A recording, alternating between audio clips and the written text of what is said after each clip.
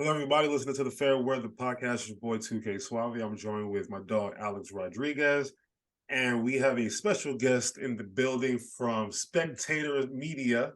Yes, Is this sir. what, a Spectator Media Group or just Spectators Spectators Media? Media. All right, Spectators Media. We got my dog Julian. So he told us we can call him Jew, but we're not going to do that. We're just going to keep it Julian because I'm trying to keep it calm right now. So Julian, how you doing? I'm doing great, man. Thank you guys for having me on. It's rare that I'm ever a guest on somewhere else, so it's a good feeling for once. Welcome, welcome. Being part of somebody else's stuff. We like having people on Appreciate the you guys. show, so we appreciate you being on. Yeah, man. Absolutely, guys. We'll try and make you a regular too, man. We can get you and the co-host on here, man. Like we love collaborating. We love meeting new people, talking sports. I mean, that's the common interest at the end of the day, man. We just love sports and we enjoy talking about it. So Absolutely. And whenever we do get him on, I want you to give Brooklyn a lot of crap because I see you're a big Knicks guy. And he jumped ship when Brooklyn came back because that's where he's from. That's his place. So when they came into town, he dipped on the Knicks. So I need you to give him a little bit of flack for that, like I have been the last couple of years. But I definitely he's will. good people. The Nets are definitely a gentrified team. They got all of white Brooklyn in there to enjoy that team and just built that stadium. But if you're a Nets fan, you're from New Jersey. You're from Dumbo. Question, A-Rod and Julian, how did you guys first interact with each other?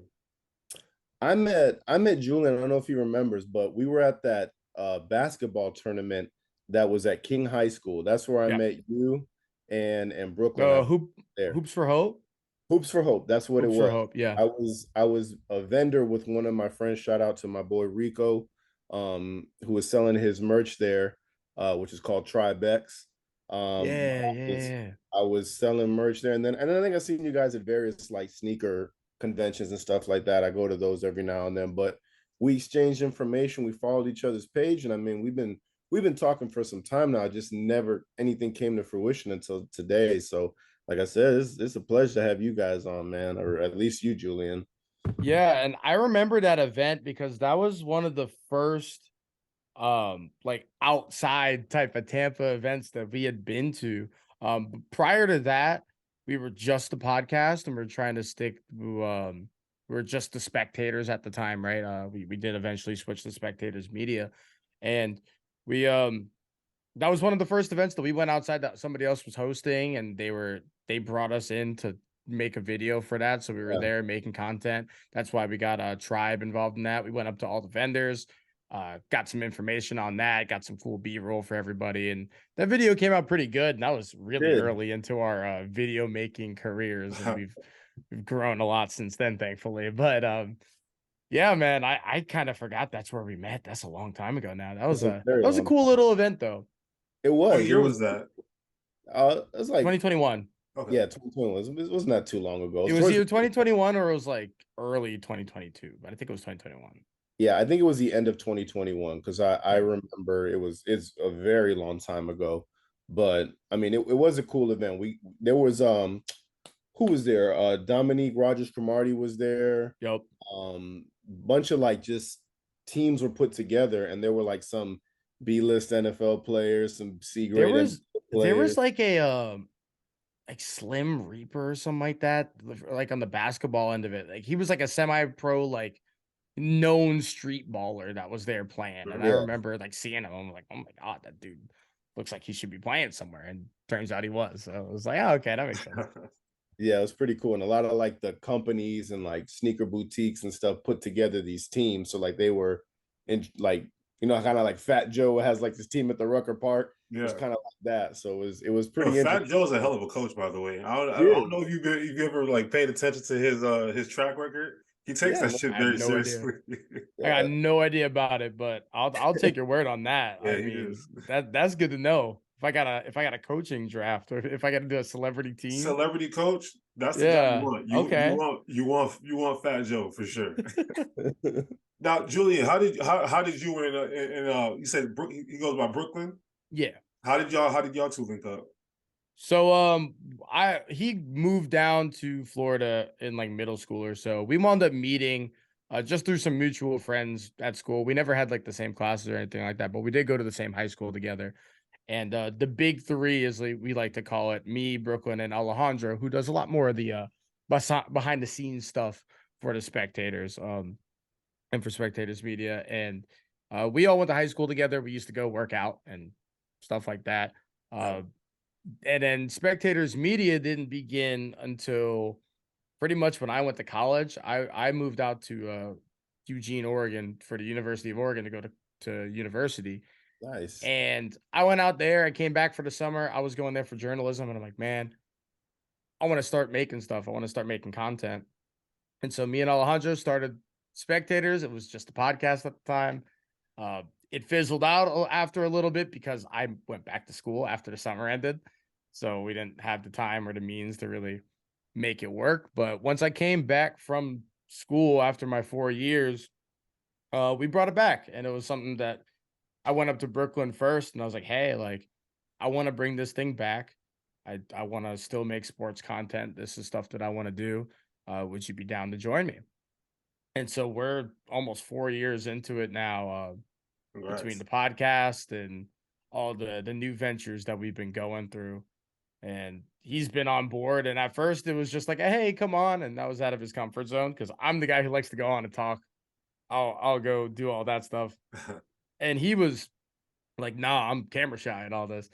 And now he's going out and meeting Tampa rappers and making music videos for people and doing all this stuff. And it's like, see, like, look at that. Like, look how life changes and comes quick when that's you say typically yes how it works. Like, you got to just throw yourself and immerse yourself into it. And then eventually it becomes like second nature. And you want to keep testing like how much more you can do. And that's definitely. I mean, I've seen A-Rod. He was in a little bit of a show when we first started, but he seems to be a lot more, just himself again. I'm a social butterfly. Don't come on. You know me. I'll be everywhere, man. I don't care. I'll make an ass out of myself anywhere I go. So, and it's fun, you sure. do that, and you meet people, and when you're just yourself around some people, and you have a good energy, and people mess with that, and people come on and like our vibe or like your vibe or whatever it is, and it makes you feel like it's something you can keep doing, Sure. at numbers or money or whatever it is there. What I always like to tell people, like, this is my baby. So, like, if you want to critique it, you better make sure, like, you're gonna call my kid ugly to my face if you say one thing about my podcast. So that's what I always tell my friends, like, your thing is too long, or you need to do this with content. I'm like, I don't go in your house and say your kid's a little scream box. I don't slap them around. I don't say, oh, there's shit all over the floors and stuff like that. Like, this is my baby. Let it be. Me and KK love what we made, and this is it, man. Pause, but this is what it is. So let it be. But no, I do like constructive criticism personally, though. I like to, yeah, for sure. No, absolutely. But I completely agree with the baby part. Like, this is something that was from nothing. It was I'm sure you guys feel the same way. It's just something that you felt like you wanted to do, not just because you didn't see a bunch of people making podcasts or anything like that, but because of the level to which you guys watch sports and like absorb the game and watch it, and are able to analyze it and present it. You're like, man, I could do that. Yeah. And you build on it, and as you get through it and all the episodes, congrats on 100 episodes, by the way. That's crazy. Ooh, thank you. That is incredibly impressive. I want you guys to know that. I don't appreciate it. Like, there has to be like a short percentage list of shows that make it to 100. So yeah. Congrats on that, guys. It took hard work and dedication and drive to just keep it going, but we definitely kept it going, and we're happy to get past 100, and we want to keep this thing going and building as much as we can. Now, question, because you said you went to the University of Oregon. Yes, sir. What years were you there? I was there from quick maps, 2015 to 2019. So who was your quarterback? I just missed Mariota. Just missed him. Who's right after Mariota? We had a guy named Vernon Adams. I love that man. Okay. He's in the CFL now.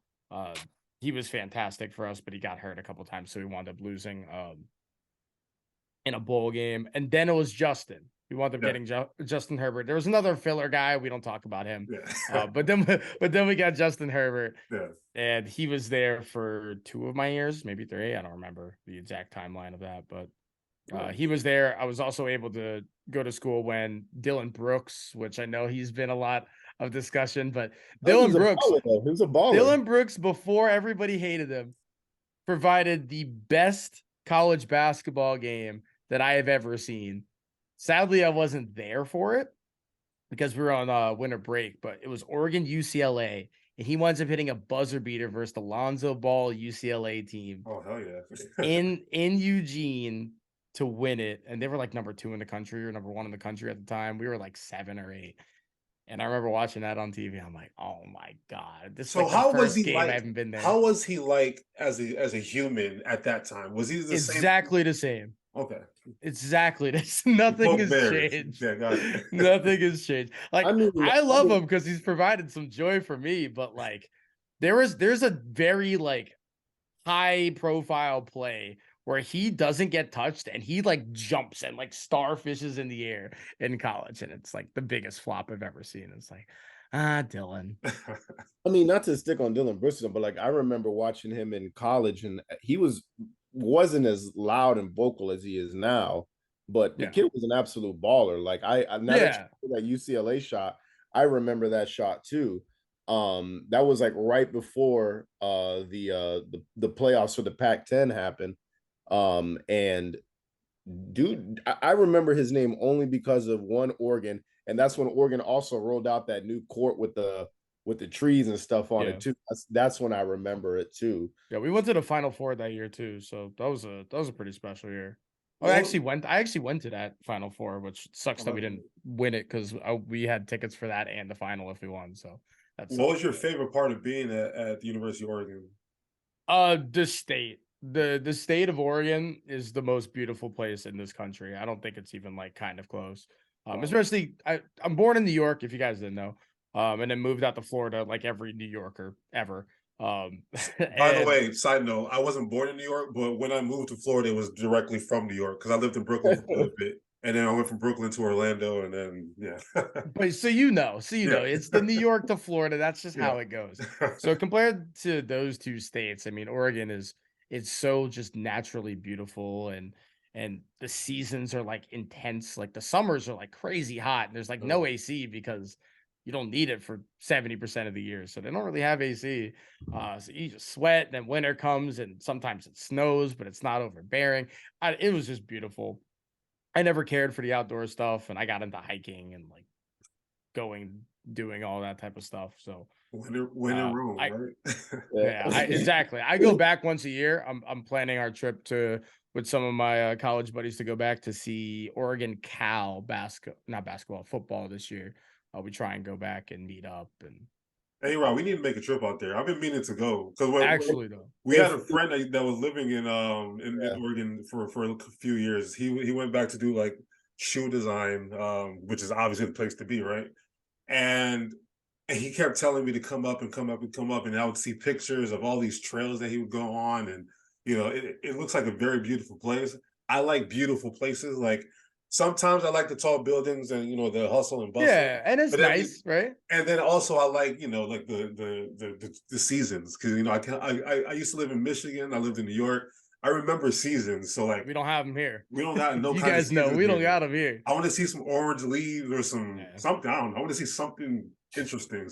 Not this flat ass Florida that we live in. But. Yeah, and listen, like if you guys ever get the chance, it's not a cheap trip, and I know that. So whenever people ask me, I'm like, hey, put $20 a paycheck aside, make it happen because it's a trip. I ask everybody to go once because it's just that beautiful. Like just go to Eugene, go to Portland, do like a whole like I-5 thing where you can go on like the ocean highway that like connects to California too, and it's gorgeous, man. All right, now keeping it with the sports, for you, who are the sport teams that you follow that you are diehard for, or it might be a player that you're diehard for? Let me get a little bit of your background there. So I'm mostly New York. There is a pivot for football, but I'm a Yankee fan. It's probably the biggest sport that I like I'm just a giant baseball fan in general. Attaboy. Yeah, right. You and A-Rod I are do exactly the have same. love for the Mets, though. I am one of the Yankee fans that does have love for the Mets. I was from love Queens baseball. originally. I Yeah. love baseball as long as it's not the Red Sox. I don't care. They can Well, and right now I kind of hate the Blue Jays too, but that's a different conversation. I could yell about them for a while. but I'm a Yankee fan that's partial to the Mets. Knicks, which impressive season from us. It's Absolutely. sad seeing that the Heat are up 3-1 right now because like that could be us. That should be us, but it is what it is. But you should also take look at it in a positive light. Like at least it was to Jimmy Butler, because Jimmy Butler, we didn't realize he was that good until we realized, damn, he's really that good. So don't take no shame in it. Trust me. No, there's no shame in it. I just I don't look at it as losing to Jimmy Butler. It's losing to Max Strus is what hurts me. So, you know, but Knicks, I like the Rangers for hockey, but I don't particularly care much for hockey. I'll watch it in playoff time, and that's about it. Super casual fan there. And then I'm a Minnesota Vikings fan, and I don't know if you guys can see it. It's over there. I have a Vikings helmet and a Oregon Ducks helmet. There's also a Yankee one up there too on the dresser. The Vikings helmet signed by Stephon Diggs. That's my favorite player ever. Probably maybe any sport outside of like Jeter and A-Rod. Minnesota Miracles. What got you to Minnesota? My dad. That is not a crazy story. Just my dad grew up a Vikings fan. He's pretty old, so they didn't have fantasy football, but they had like, you got a team. Yeah.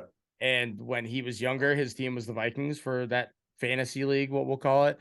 They were really good. They had like not Bart Starr. They had Fran Tarkenton was the quarterback back then, and they were really good. And so he was like, "Oh, I guess I'm just gonna follow this team the rest of my life now." And he raised me to do the same. So he made me suffer with Vikings.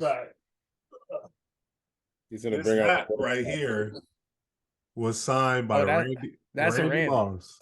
That's sick. Randy Moss. So that's really cool. And obviously Randy's one of the greatest. That's me, one thing. Go ahead. He is the greatest. Yeah. He is the greatest. Thank you. I'm here to argue thank that. You. All right. Thank you. That's all I'm here to argue that. That's all I gotta say.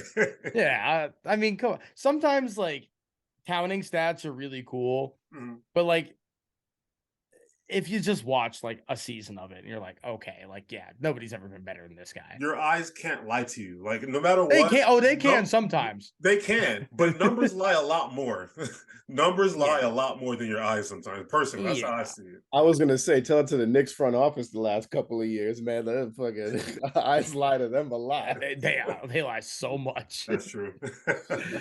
Oh my goodness. All right, but, so we got the Vikings, the Yankees, and then the Rangers. I grew up a Syracuse basketball guy, but since going to Oregon, I kind of just pivoted all the Oregon college sports. So I'm a big just for all their sports. I went to every single Oregon volleyball game my sophomore year, except for one. And it's the one that Randy Johnson was at the game because his daughter was on the team. And I was like, of course, it's the only one I haven't been to.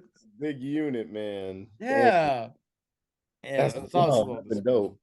Yeah, exactly. And his daughter is just as tall and also a lefty and looks just like him. Like if you saw her, you'd be like, oh yeah, that's Randy Johnson's daughter. It's crazy. That's kind of creepy actually, but it was a little bit. It was a little jarring at first, but I had a friend on the team, so I made sure to go out and that's good. Check them out all the time and support them. But yeah, so that's my list for teams.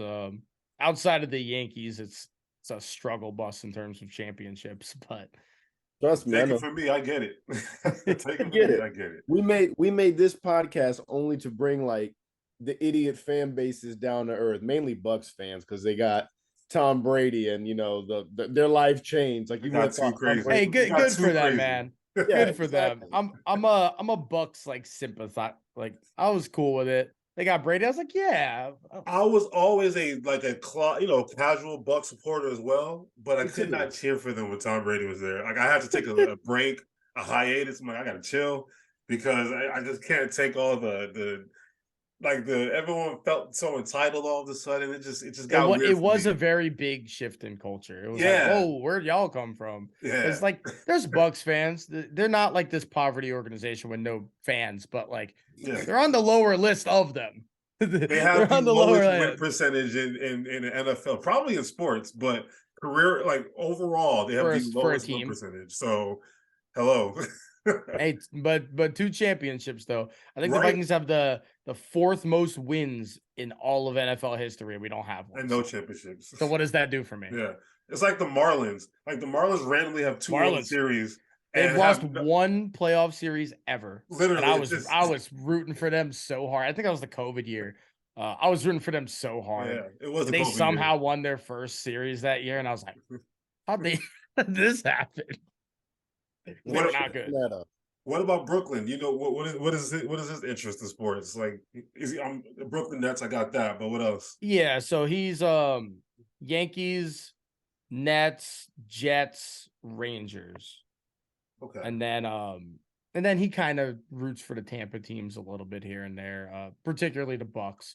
Obviously, we don't like the Rays just because that little rivalry that they've kind of tried their best to start with the Yankees over the years. But he's a big just New York guy for the most part.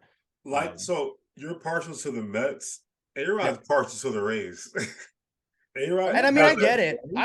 A-Rod is very partial to the Rays. How am I partial to the Rays? You don't hate the Rays. You big them up all the time. I don't hate any baseball team. I know, but like I get it. But think about it. In the AL East, the Blue Jays, I would understand being a team that if I was a Yankees fan, I would hate them because they got this little thing about them. They haven't really done. They have a little brother complex, really bad. Exactly. So really I would hate the Blue Jays. Obviously, I would hate the Red Sox.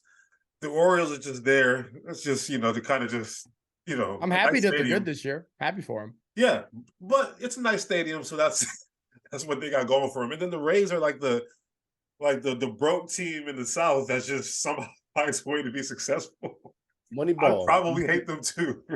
Moneyball wins you games, does not win you championships. That should be like our slogan that we should have everywhere. Like, we should have like stickers and put that on stop signs everywhere in Ybor. But it's crazy in baseball too, because like you look at this Rays team over the last couple of years. This year is a little different. I feel like they actually have like some stars now, but like over the last couple of years, they don't have anybody that you're like, yeah, I'm scared of this lineup because of so and so and so and so and so and so. And then here they are. Oh, they have 96 wins again. It's like, how the hell are they doing this? This year it makes more sense. I look at a team and I'm like, wait, they're actually stacked now. Yeah. This is the first time I've ever been like, okay, you have Yandy Diaz is like never gonna strike out, and then Wander's healthy, and Randy came to play this year. Randy comes to play all the time. It's just about the protection. And what I think the Rays have done is like they seem to like their Hispanic like base gels well together when they're on the field. So they made sure to keep all those guys together and they play well because, like I told a couple episodes ago, it's familiarity that they have with them. Like, there's that one Latin guy in the clubhouse and they're like, we'll drink some Bud Lights and wear this stupid snow goggles and shit like that. But like when you have people that look like you and have the same understanding of you, it's different. So I feel like the Rays shifted to that way, but also, it's the island of misfit toys over here. The Rays are smart at that, man. Like Yandy Diaz, that dude was third base for the Cleveland Indians for like 3 years. I remember it. Barely got any playing time. And can you blame them? They had Jose there, so you can't blame them. Exactly. But they had somebody else there before Jose too, and he wasn't playing over him. I think they had Donaldson there because Jose was playing second, and there was somebody else playing there. But did they have Carlos playing third? Yes. Santana? Was he playing third? Yeah, he was playing third. Because I remember, damn, these dudes look alike.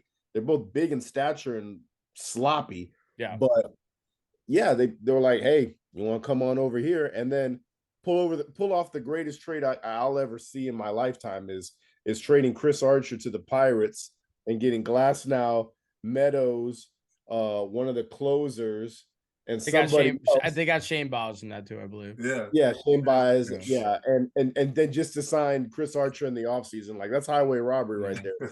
I will say that trade looks like not as bad as the days go on, since like Glasnow, as his last name like suggests, like can't play because he's just back. Glass. He's back. I mean, he's back. I always for have how high long? hopes It's for been like basketball. 3 years since he's played a full season. I know. So Yeah, we'll save it. And then Boz too. So yeah, not like they're playing, but it was still like highway robbery. And that's also just like Pirates gonna pirate. correct. Yeah. There's the saying, if the Rays call about one of your pitchers, hang up. Yeah. Literally. Hang Why up. would you answer the phone when you see that 813 number or 727 number show up on your screen? I'm like, now I'm good. Yeah, but they take risks too. Like they're not getting guys that are number 1 overall picks that like should be good. They're getting guys that's like the stuff is there, the arm is there, but they have an elbow thing that's kind of been a thing since high school. They have like nagging shoulder things. Like they get guys that are injury prone, and that's kind of why they're always on the IL too. So it's a double-edged sword because these guys are super talented, but it's also no pressure. Like some of these guys go in big markets and like, the Yankees will pay a lot for this guy. And then he gets DFA and the Rays are like, vet minimum, come on over. And then they ball out. And then they get deep run in the postseason and it comes time for payday and the Rays are just like, so the Yankees are calling to want you back. So what are we going to do now? So, I mean, they know how to moneyball. Like the A's created it. The Rays perfected it. That's the best way. They went to grad school. they got their doctorate in it. Well, and like they just have a good grasp of analytics. Like there's not a lot of teams that like are fully embracing it. There's some teams that really just want to like, oh yeah, we like advanced analytics, but like we still like having a coach that makes these great decisions. But it's like, listen, y'all, like go with the analytics and then maybe get a coach that can like lead a little bit, get a star or two, and more often than not, I mean, look at the Astros. The Astros are just the kings of that. Like they went and got Jordan for some relief pitcher from the Dodgers. And now if you go look at every advanced thing ever, Jordan's like, oh yeah, that might be the best hitter in baseball. It's probably the best lefty hitter in baseball. Like he's like 25. Oh, disgusting. You're right. And I've had him in fantasy the last couple of years. So you're feeling good about that one. Oh, he's been a blessing. He's been a blessing. Fun fact: I'm playing A-Rod this week in fantasy, and I'm whooping his ass. And I got like, for whatever reason, my team does not want to perform this year. I think I had a very good draft. I think my team was great on paper, but they don't want to perform. But A-Rod might be my catapult back into contention again. So I appreciate it, bro. Just got to see a shot go in. It is Wednesday, I know. But let's be honest. My team's been looking pretty decent. I'm just saying. This week, everything's starting to play. I mean, I have Julio Rodriguez. I got Jordan. I got Tucker. I mean, I got a squad. Severino's back now. So that's nice. All right. So how we normally start the show, we talk about like the craziest or wackiest or like funniest thing you've seen in sports this week or in the last week. I'm gonna just kick this one off really quickly. For me, it was Grant Williams going head to head with Jimmy Butler and waking up that man. Like if you're not Jason Tatum, shut up. Don't talk to Jimmy Butler. Jimmy Butler was having, just an off average night, and Grant Williams off the bench, their 7th, 8th best player, had the nerve and the gall to wake up that Michael Jordan's son, Jimmy Butler, and Jimmy Butler just went off. And remember that free throw thing with Grant Williams? I'm gonna make them both, and he missed both of them. He don't got that dog in him. He need to chill out, bro. He don't got that dog. He need to chill out. So that to me was the funniest thing I've seen this week. Why are we prodding the bear? Like literally. For what reason? Especially somebody never works.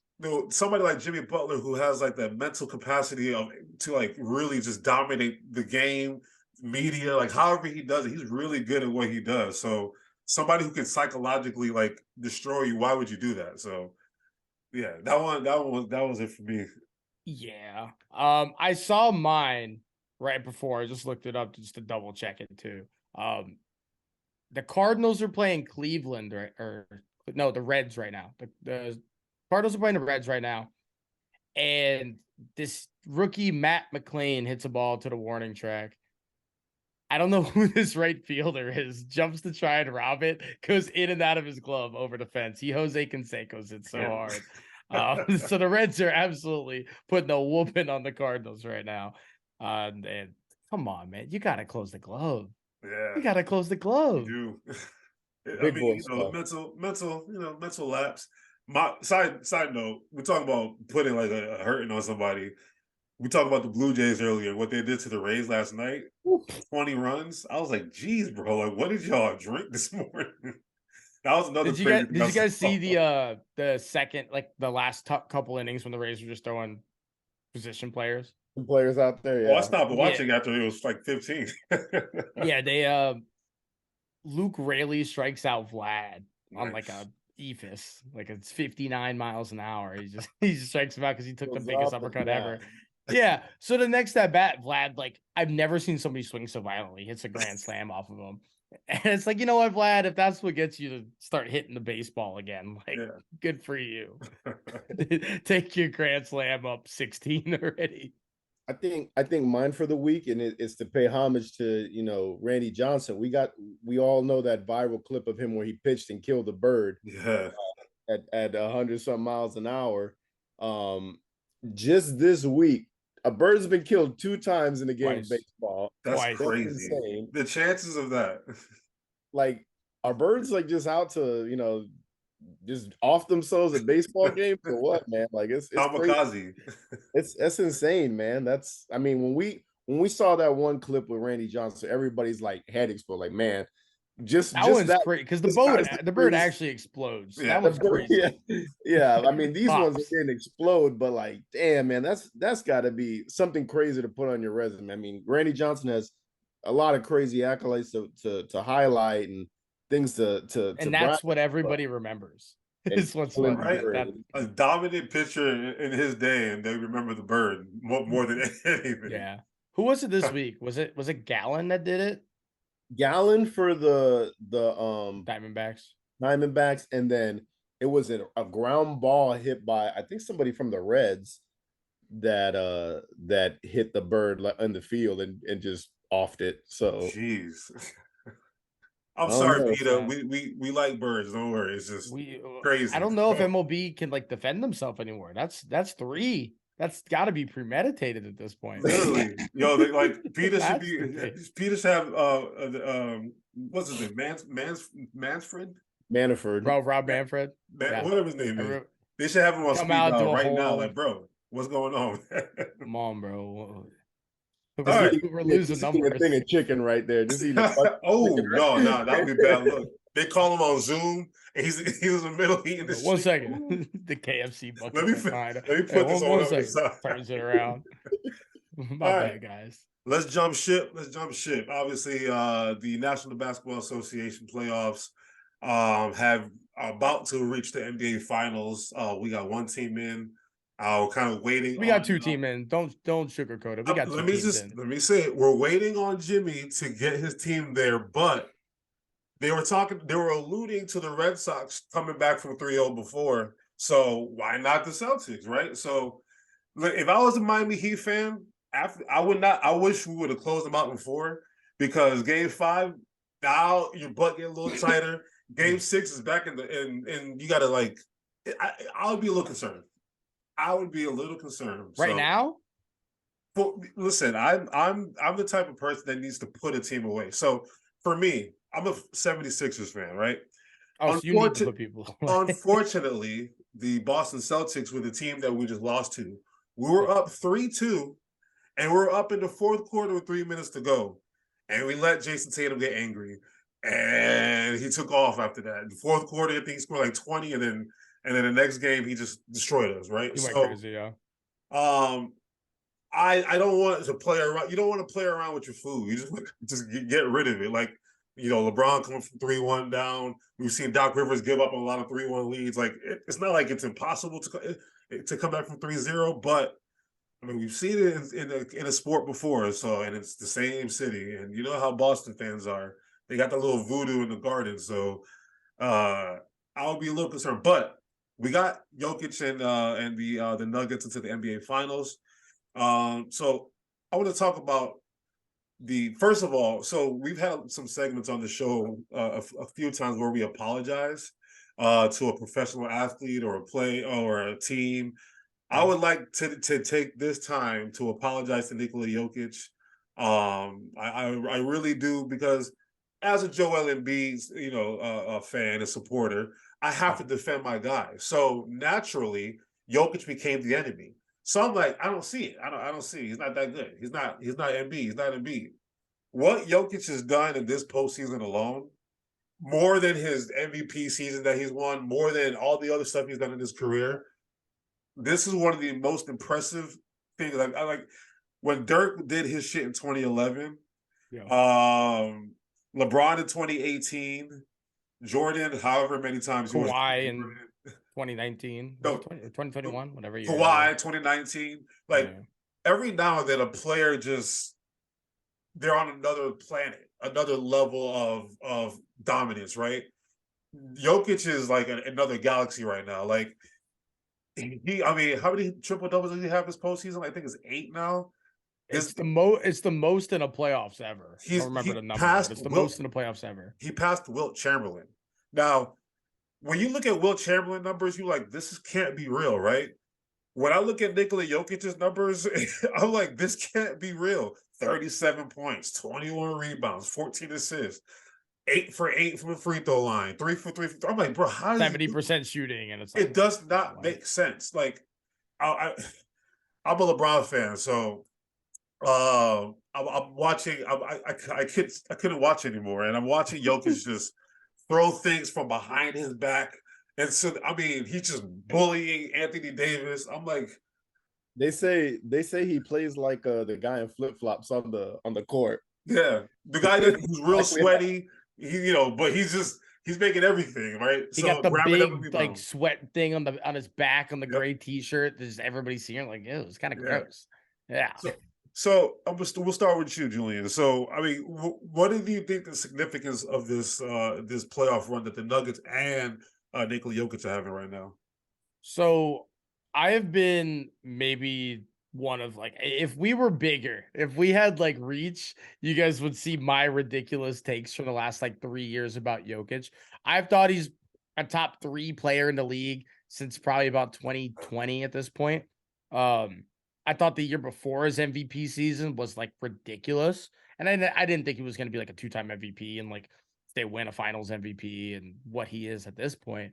But in that MVP season, I was like, that was one of the more impressive seasons from any player I've ever seen, just based on, his body makeup and the way that he creates an offense, even when he's not touching the ball.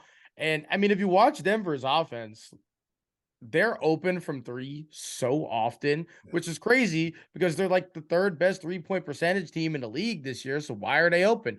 Because you got to worry about this 7-footer who, despite being slow and overweight, cooks everybody that defends him. Crazy. And then, if he doesn't cook you, he can just dish it out. Pretty precision for the most part. Doesn't turn it over a whole lot. And get it to Jamal Murray or KCP now. His cast over the last couple of years wasn't so good. And that's why, the playoff performances, some people kind of criticize them in the playoffs, even though he was actually still pretty good. It's because his 3rd best player in 2020 was Campazzo. Yeah. And so when Jamal Murray wasn't going crazy, which he was in 2020, it was Campazzo and that was it. And there was somebody else on that team. I don't remember who.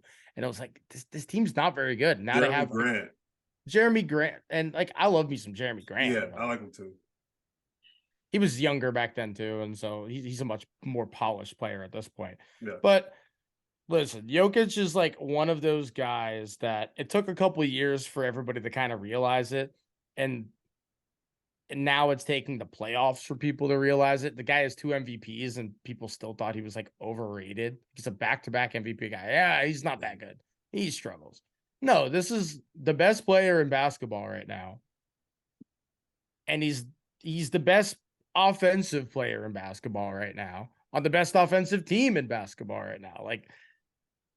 It's just impressive. I'm a big Jokic guy, and he did get robbed of the MVP this year as well, but voter fatigue goes crazy, and literally, I get it. I was willing, if I had a vote, I mean, I would have voted for Embiid just because I felt like he finally deserved it, right? I would revoke my vote. Like, I would go back and like physically revoke, even if he doesn't lose the trophy. I'm like, I don't want my vote to count for you anymore, Embiid. I want my vote to count for Jokic because, again, like I am sorry, Mr. Nikola Jokic. I had no idea it was this. I mean, the passes that he makes are so precise, and like he makes everything look so easy because he doesn't try. He doesn't do too much because he doesn't have to. He doesn't have to jump high or cross anybody over. He just plays basketball, and his, like I said, just looking at him aesthetically, it's just like, whoa, like how does he? It's jarring, and it's like not fun to like look at and like watch the game, and like seeing it in real time is kind of like meh. And then like you blink and they haven't missed a shot in 3 possessions, and all their shots have been like pretty effortless. You're like, wait, why is that? Well, it's because of this guy. So I mean, even if they wind up like the Celtics, that is come back, like I don't think it matters particularly too much who wins that series. Yeah, because they're playing just a different brand. I mean, what that Dirk year, right? 2011, they swept Kobe. They beat Brandon Roy, LaMarcus Aldridge in 6. They beat KD, James Harden, and Russ in 5, and they came to the finals to beat LeBron, D Wade, and Bosh. Jokic this year, he got rid of Karl Anthony Towns and Anthony Edwards, got rid of Kevin Durant and Devin Booker, got rid of LeBron James and Anthony Davis, and now he's going to go see either Jimmy Butler and Bam or Tatum and Brown. And like you said, I didn't think they could ever win a championship in my lifetime. And I think whoever they face in the finals, I wouldn't say they'll have their way with them because they're still the finals. Good. Yeah, it's the finals. But I would, if I was a betting man, my money might be leaning more towards Denver. So for sure. But what about you, A-Rod? Well, one, I'm glad you apologize because I feel like takes a man for that. Yeah, I feel like you dogged me so much for giving the Nuggets. I did. That I give them. Yeah, and Jamal last week he called it. Yeah, he did. He called it. You made me a big Joel Embiid fan. Okay, I want to give you the credit for that. I still respect this game. I'm kind of leaning of rescinding my vote too, because if we just went by the regular season and look past the playoffs, because that's what you're supposed to do. Yeah. Now look at this playoff run. Look at the regular season. Joel Embiid was very dominant. So like I'm very partial of moving my vote that way, but Jokic, that's going to be that from year in and year out until he gets hurt or something like that. We're going to see those numbers from him time in and time out. But I've been taking note. I've been saying Mike Malone is a damn good coach. Mike Malone is a very, very good coach. What tree? Do you know what tree he comes from? I'm not sure. Oh fuck! Where did he come from? Mike, I saw it last game. They were talking about because his old coach was in the stands and they were talking about it, but I don't remember. I'll see right now. But yeah, was he pop? Was he? I don't know if he was pop or not, but he would be, honestly. Okay, here we go. What's the coach? No, he can't be. Oh wait, no, he's not. He's not. I don't know why. They're showing me random coaching trees, but continue. All right, so Mike Malone is a very good coach, and I don't want to hear you dog him anymore. I've been saying that, and then like I have to fall back because I'm standing fast with that. He's a good coach. Jamal Murray, I've been saying this for a long time. When that guy is healthy, he's a problem, and the problem has been that he's been injured for the last like 2 years. That bubble stuff that we got to see, that was just the emergence. It's just unfortunate he went down with an injury, but he's an elite point guard in my books. I think he's a pure point guard, good scorer. When he shoots, I'm more scared when he shoots than when Tatum shoots, to be honest with you. And that's hard for me to say. And Nikola Jokic should be a first team. Jason Tatum not on that. I'm sorry. I can't take nothing away from Tatum. I'm sorry. It's just hard. I really want one day, whenever it is, for like positions to like not matter in all NBA, because like Giannis, Embiid, Jokic need to be first team. That's just the way it is. Yeah. They're the three best players in the league over the last like 3 seasons. Are they better than like KD? Maybe not. Like whatever, but in the regular season, they've been the 3 best for the last 3 seasons. So like they should all be, but because they're all centers, or like you want to, it's stupid for like all NBA purposes. But yeah, I agree. But like this Nuggets team, I'm a LeBron fan too, bro. It was gut wrenching for me to watch that shit. And the amount of LeBron slander I keep seeing, like, y'all people are gonna miss this man when he's gone. Because I don't want to hear one more person say, "Oh, the king is watching." You were wearing a LeBron James jersey in high school. You were rocking LeBrons. You were all about that stuff. So I don't want to hear that shit. When he's gone, like it's crazy to think that LeBron James is 1 foot out. Because we're going to talk about Carmelo Anthony in a little bit too. Like those are guys that I admire when I was in high school and in middle school. So, the King put on a show. I mean, he put up 40 points. It's just unfortunate they drew that play up for him at the end just to get blocked. I mean, it wasn't a good play either. That was a classic, like, but regardless, LeBron coach isn't actually good since Spoelstra. Like, however you draw it up, that's the problem. But however you draw that play up, he's gonna get scrutinized for it. Oh, he wanted to pass it. Oh, he got blocked. Like that's the thing. Is like I'm over this shit. Like heavy is the head that wears the crown. Absolutely. But also just like no matter what was going to happen, they weren't winning the series. So he was going to get scrutinized. He put up 40 in the last game. Didn't matter. I know. And the one thing I'll take away from this, and I was like ready to say this from the rip, but Jalen Rose beat me to the fucking punch this morning, is you went and you got D'Lo. You went and got D'Lo just for him to be in the closeout game on the bench.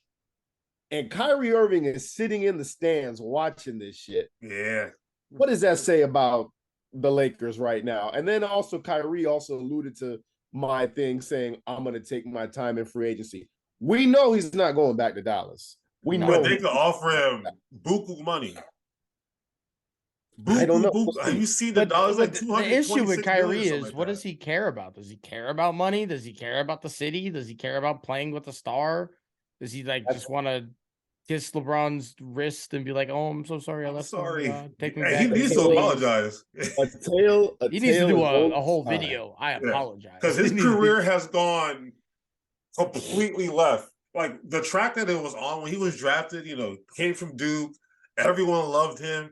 Kobe backed him. Everybody loved Kyrie. All those rookie sophomore games, he was like cooking up everybody. Like everyone, like the shoe got popular. Everything with Kyrie was headed in the right direction, and then he wanted to go do his own thing, and it's not worked out for him at all. So he's got some explaining to do.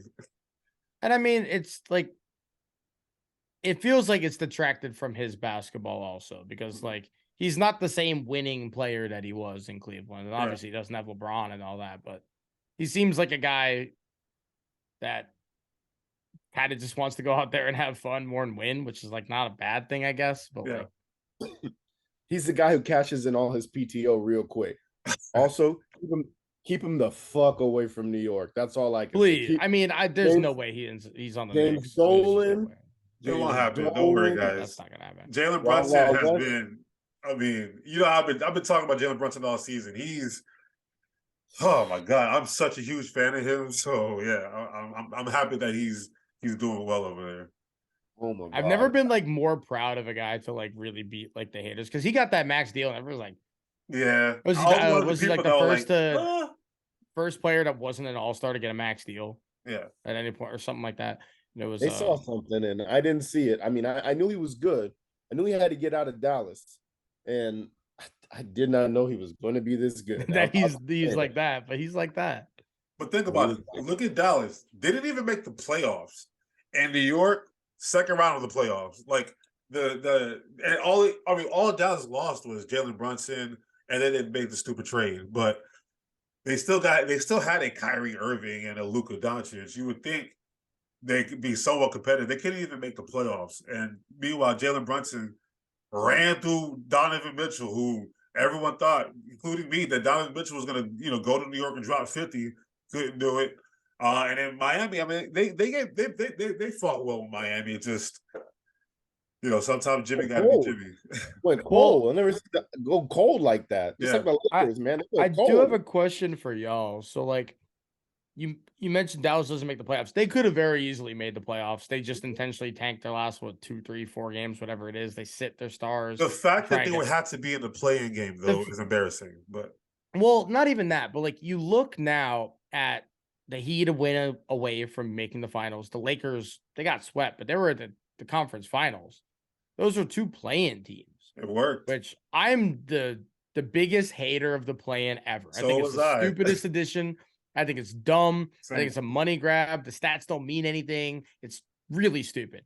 But the fact that 2 play-in teams get to the conference finals, are you like a Dallas guy? You're like, man, like maybe we should have like given it a shot because like they're gonna pick somebody at 10 or 9 or whatever they've got in the lottery. 13. And they're gonna be like, okay, is this guy actually gonna contribute? It's not Wembanyama. It's not Scoot. It's not Alabama. This draft takes a nosedive after 3. After that, so like, so are you getting a guy that makes this team better, or were you better off running it with Kyrie for a season? Maybe you make a run. Maybe he enjoys his playoff experience with Luka, because Luka would have been the best player in these playoffs if he played more than 1 game. And they didn't give it a shot. That's just a organizational malpractice, I feel like, for like a 12 pick, or I don't remember what their pick is, but it was like 11. It was top 10 or something. It was like 10 or 11. Either way, I 100% agree with you. It's just first of all, with the playing game, I too was a huge hater of it, but I still am. It's working though, and one thing about the NBA, they are always thinking about that next dollar. So Adam Silver has made it clear he wants the game to be fast paced like it is right now, high scoring like it is right now, and he looks at that Europe model of soccer, and he wants to grow the game like that. So they got NBA Africa now, they got NBA India. The players have a huge presence in China and Taiwan now. So like, I think. I don't know what's next. Next season, I think they're gonna have the in-season tournament. Something else, I think that's pointless too, because like it doesn't. But that's what soccer does. They have these random in-season tournaments. So Adam Silver is like, and they matter. Some teams care about it, some teams don't. In soccer, I understand like that's a religion over there. They've been doing that for years. The NBA is like, I don't know. We'll see how it works out. And like you said, like I don't even know the games count towards your stats, your regular season, your post. I don't know what stat. It's like an exhibition game at the end of the day. So, but with who were we just talking about? Joker, Lakers, Mavericks. I don't know, man. It's just that the whole situation just bothered me a lot, because the whole point of having the play-in game was so that teams could be competitive and not try to tank. And Dallas deliberately tried to tank. And that to me is like, and I love Mark Cuban. I think, I'm stubborn, so I understand Mark Cuban. He was just being stubborn, and I get it. And you got the pockets to back it up. Who cares, right? But I thought I just did not support that move at all. I think it made Jason Kidd look bad as the coach. Jason Kidd had a bad track record in Milwaukee. Bad track right now. It's not going well. Is he the most recent coach to get traded? Has there been a coach since him to get traded? Doc Rivers got traded to the Clippers, or not? No, to the Clippers, the Celtics from Orlando. Yeah. Oh God, they're reaching way back. Yeah. He got traded. Actually, I think he got traded to the Clippers too. Gross. I got to double Trading check. for Doc Rivers is embarrassing. That should be a demerit on your organization. Thank you. Seriously. Like everyone was like, "Oh, don't blame Doc Rivers." I'm like, I'm blaming Doc Rivers for a lot of this. Trust me. So I've said this for a couple of weeks now. We said it this week on our podcast as well. Doc Rivers might be one of the worst coaches of all time. He's coached, it's like 23 either Hall of Famers or could be Hall of Famers, and he has 1 ring, 1 championship to throw for. Like, are you and the most blown leads in finals. 3-1, 3-2, don't matter. And some will say Thibs won that championship for people. So I've heard that. The streets have said.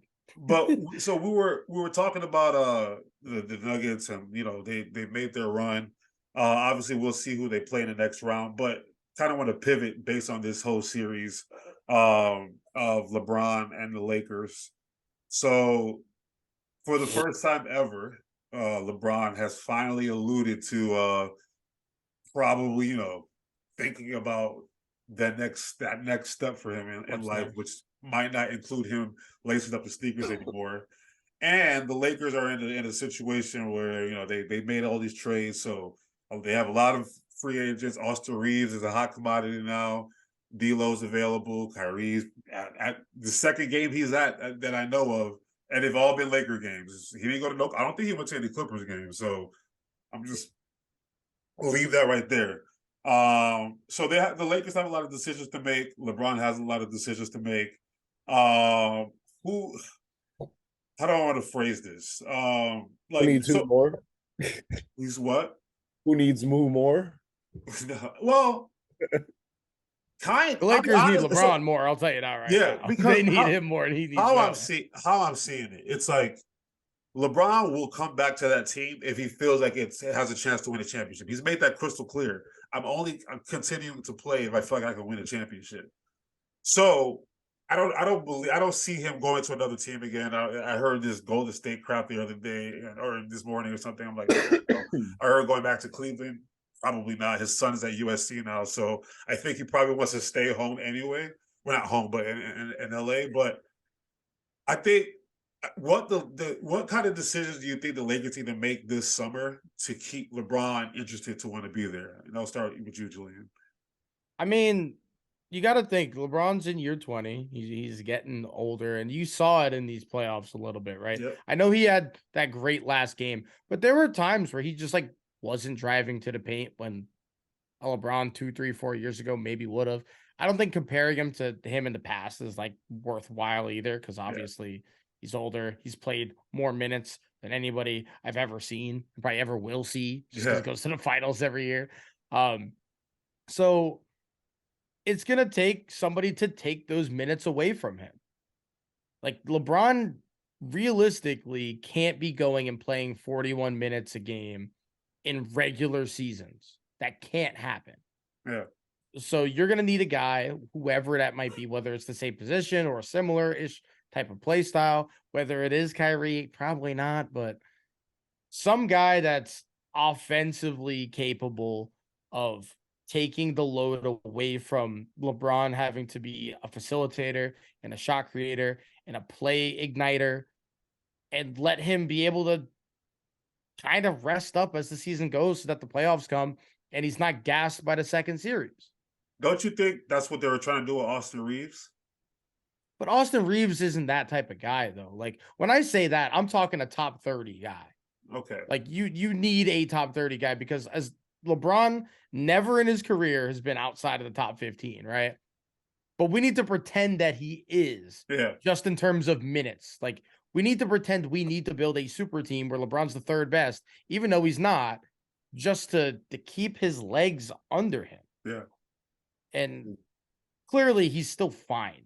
But if he's going to wait it out for his son to get there, and wherever his son winds up going, he'll sign as a free agent. But I don't even think he cares about that anymore. I think so. He's been dealing with that foot injury since, before the All-Star game, when he broke the record and everything. I think that foot is bad. And, he likes to work out. He's a workout warrior. So I think having to go through the whole process of recovery, he might have to get surgery, the whole recovery process. Then he has to get back into basketball shape. If at some point it gets tiring and it's I don't know if I want to do this anymore. And the fact that we've never seen him put that foot out the door, I'm I think he's not playing right now. So, I look at the list of free agents. I just don't know who could be that guy. I mean, Chris Middleton can't. Chris Middleton. I think Middleton would be a great. He'd be a good fit. He could be a good fit. That's the perfect type of guy too. I think Chris Middleton's probably a top 30 player. No, he's not leaving. But if say you made it happen, which it won't. But that would be a Jaylen Brown. you'd have to Jaylen Brown trade does for not him. want to be in Boston anymore. I've been saying this for like 3-4 months now. He's been trying to get out of there since the summer. He's gonna be a Rocket next year. Just wait, not next year, but the year after. When he's a free agent. Why? They have no infrastructure there. Just remember this moment. He's gonna be a Rocket. I'll put this. Remember this moment. But A-Rod, what do you think? What do you think is going on with the Lakers and LeBron? Bold prediction on Jaylen Brown. I think he'll be in Dallas. That's where I think he's going to be. That's where I think Jaylen Brown's going to be. I think Dallas is smart enough to be able to pull off a Jaylen Brown thing, because I don't think they are. I could see it. Actually. No, like, you think they're smart enough to be able to like go get him and like recruit him properly when Luka's clearly like they did once have DeAndre Jordan, and then the next day DeAndre Jordan said never mind. So so maybe, I don't know. They also dodged the bullet with that. So they did. I like Jaylen Brown fitting in there, but anyways, I think for the Lakers to be successful, I mean, Julian hit it on the head. Like, you have to get another player that, like, think about it. LeBron has been successful with a big three. Okay. They're trying to groom Austin Reeves. As much as I love Austin Reeves, he's a role player on the team. He's a dog. But like, let's not hype this man up to be the second coming of Jordan or Larry Bird or whatever you want to call him. Like, he's a good player, and he's the kind of player LeBron needs on the team, but you got to get somebody else. And Tristan Thompson coming out there and speaking on LeBron's behalf, like, that clown shit out of here. Like, I turned on the TV and I saw Tristan Thompson, because I was purposely not watching the game because I was nervous. I flipped the channel and I saw this was number 9. I'm like, who the? Oh God, they put Tristan in the game. There we go, bro. It's over now. They're linked to Trae Young already, which I don't think is gonna happen. Trae Young, have to get him. Trae Young's obsessed with LeBron, by the way, so I could see that happening. I mean, that wouldn't even be a bad option, but like, how do they get him? I have no idea. What do they have to trade the Hogs? All I will say is that I sorry to cut you off, A-Rod. Rob Pelinka impressed me this year. He did. So I have to believe that he's still got he's still got something up his sleeve that he can pull off. He didn't make those trades just to make those trades. I think he has a plan, and I think he wanted to see how they did in the playoffs, and they showed that they could be competitive, but they need that extra oomph, you know what I mean, to get past a team like a Denver. So I wouldn't put nothing past Pelinka right now. I think the Lakers, they got to trade a first-round pick for sure. They got to trade a first-round pick, because like, draft is what that doesn't help. But not get a guy that's too old. Like, don't go get a guy that's too old. Get a guy that's like a blight. I feel like trading a first-round pick for a Trae Young would be good, and some other pieces too. I saw a mock trade where someone was like, get rid of Anthony Davis, a first-round pick, and Rui for Trae Young, and I'm like, that's wait, the what? Stupidest thing I've ever heard. Yeah, that's way too much. One for Anthony Davis, Rui, and a first-round pick for little ass Trae Young. Stop that shit right now, bro. You got worse by doing that. So the biggest issue is that first-round picks have no value anymore. None. That's the biggest problem. So like, the Lakers would need to get rid of like 4 or 5 first-round picks. And look at what 4 first-round picks got the Timberwolves this year. Got them Rudy Gobert. Rudy Gobert can't push a single needle on a single team in the league. Nope. He does not make a team a contender by just adding him. I think he's a great defender. I've heard he's like a fine enough guy if you don't hate him. He doesn't make a team like a contender. And that's for 4 first-round picks. So like, what's the difference between him and Hassan Whiteside? Exactly. Literally. Well, no, there is something. Rudy tries. Rudy tries. One's a knucklehead. That's all. Like, I saw Whiteside was just like known to get out there and be like, I'm taller. Let me try it. Let me. Yeah. Bum. But I think for the Lakers is one, getting another piece to the well-oiled machine that they have, because, and also I think the team that they put together works great, but it was just very quickly done, and they had to push through to get into the playoffs, and they did it. They turned heads. We're all surprised that it worked, because I was expecting it to crash and burn, but it worked. But get one more piece. They need shooters, because there's not one shooter on that team. I'm sorry. They got shooters now. I mean, They Austin got Reeves, shooters and that's it. that fizzled It's out because Austin Reeves. Who's the D'Angelo Russell guy? should have been a better shooter. Malik Yeah, Beasley, But D'Angelo's bad every playoffs. Every D'Lo is year. gone. D'Lo is gone immediately. Malik Beasley. Yeah. They didn't even play him. I know. He didn't play. Yeah, he didn't play. You know what? You know what the biggest regret they're probably gonna have for sure, and I think Jamal alluded to it last week. KCP. If they had KCP on this team, I said that. But KCP on this here's team? why I don't agree, though. I don't agree at all, and I think this is the biggest Jokic like case study. KCP, if he stayed in LA, would not be the player he is now. He's able to play this like free basketball where there's like no pressure because he's like, if he misses a shot, it's okay because they're going to get the ball back in 30 seconds anyway and have another open shot. And whether it's him or whoever else it is, like they're going to get open shots because of what Jokic creates.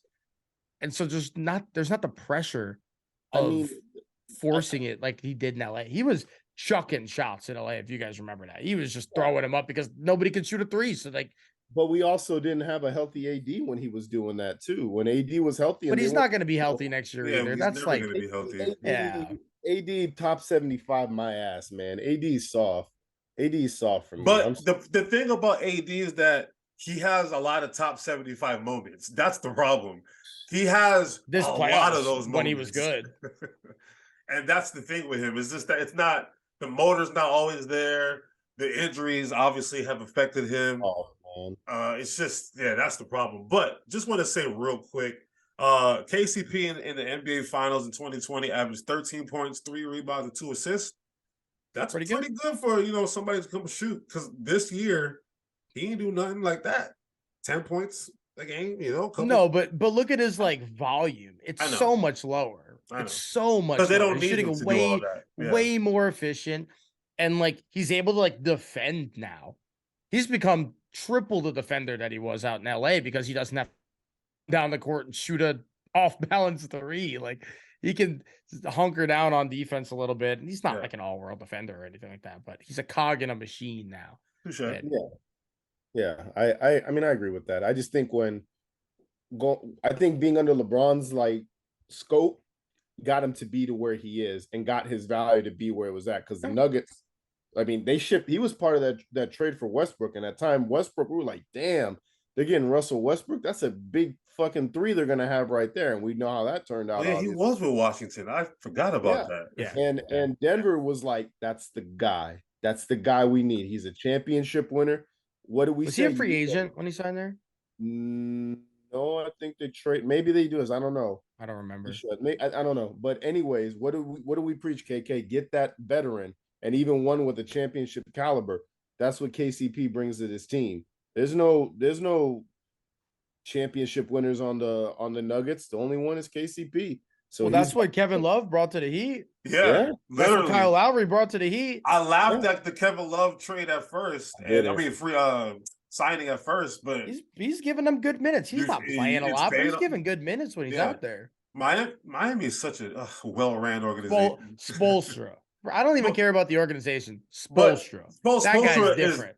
That guy's different. Most underrated coach in the history of sports, honestly. But that organization, though, is very well ran because the way I see it, had LeBron get drafted by the Miami Heat, he'd have like 8 or 9 championships. To me, it would have been if you swap Dwayne Wade and LeBron, I think you would have had like 8 or 9 championships because like Pat Riley has been in that organization for the last 25. I mean, if LeBron stayed, they'd probably same thing. Yeah, which is true, but he had to go do something crazy and miraculous, which I appreciate to this day. But but go ahead, back to you, Rod. No, I mean, I just think I don't even know what we were talking about anymore. KCP, your boys, the Nuggets. Oh, KCP. Yeah, I mean, I've always liked the guy. I mean, I said on the last podcast, I was giving him his praise that we were looking at Aaron Gordon and Michael Porter Jr. to be the X factor when it's really KCP who's hitting the shots he needs to hit. And like he was force fed in LA. I'll agree with that. He was definitely force fed, but like there's too many players now on the Nuggets that can beat you. And the last one that they want to get beat by is KCP. So he's just chilling there and boom, hit the shot. Boom, hit the shot. boom, hit the shot. And he's smart. He's a smart player now. He's not. We talked about it. He was balling with an ankle monitor on when he first came in. Now he's got an NBA ship, married, and And it's crazy because you said they don't have. He's a veteran. I'm like, yeah, he's 10 years in the league. Like you don't really think about it because those Pistons years are so like forgotten. But like he's a 10-year vet. Like it's incredible.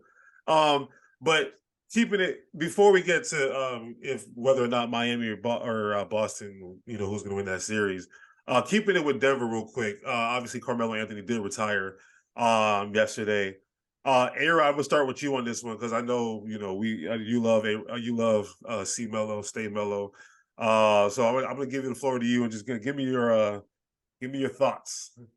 Man, Carmelo Anthony. I mean, when I was a kid, it was Michael Jordan, Patrick Ewing, and John Starks and Shaq, and then Kobe a little bit towards that. But when I got to middle school and high school, I was like, damn, these guys are getting old. Jordan's out the league. Who am I going to root for? And it was Carmelo Anthony from the get-go, man. And I mean, I remember all of like the greatest games he had. I could tell you everywhere I was for all of them.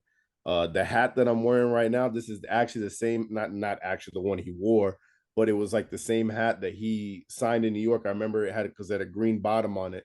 And when I saw that, I was like, I got to get that, man. That's a dope hat.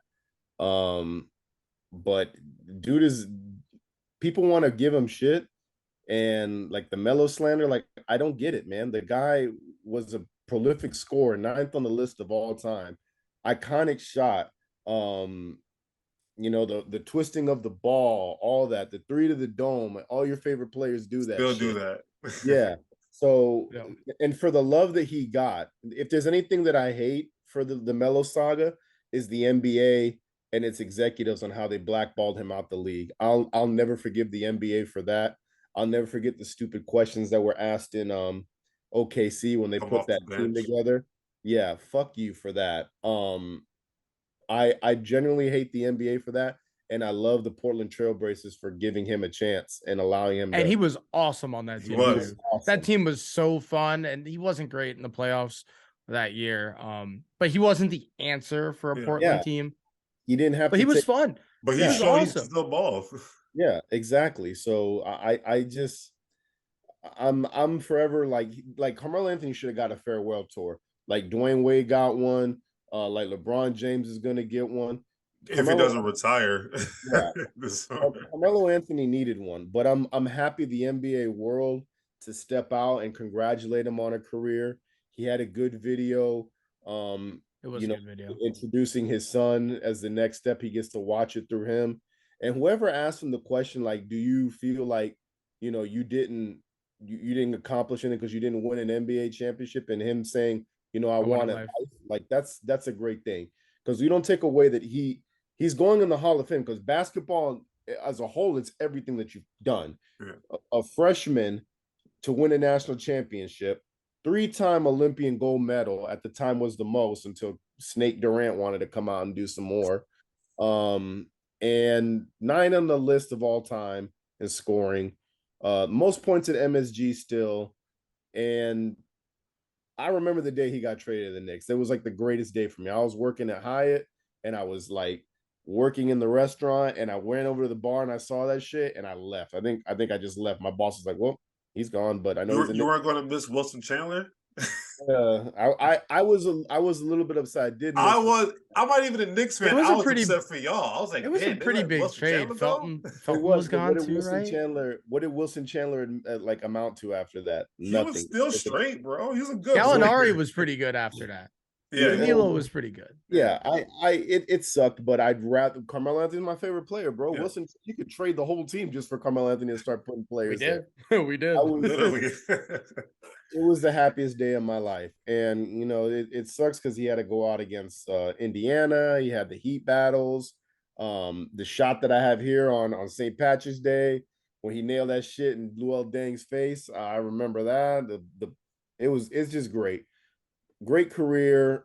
The Melo slander, like, stop, please. Because like what KD is like pretty much how Melo was. And KD stuff is like really funny that he put out there too, calling all that shit a foul. But like all the dudes that love KD, like Melo's basically the same player, and I guarantee you KD like modeled his game after that. And Carmelo really never ring chased. He just knew I'm getting old and I got to get back in the league and I'm blackballed and all that. So I would never call him a ring chaser in my books, like Super Team KD weirdo is. So, but great career. It's gonna suck. It just means I'm getting old as a person. So it's crazy to see that. Yeah, listen, Carmelo is one of the greatest scorers ever to play this game. He's number 9, right? Scoring all time for total points. Yeah. Imagine, and I just looked it up real quick. So, like, to compare it to baseball real quick, Carl Yastrzemski is number 9 in hits all time for MLB history. Really? Do we think he's a bum if he just doesn't win a World Series? It's obviously different in baseball. Like, World Series don't matter for legacies like that. But for whatever reason in the NBA, we only tie greatness to championships. I think it's dumb. You know whose fault that is? Jordan's. Yeah.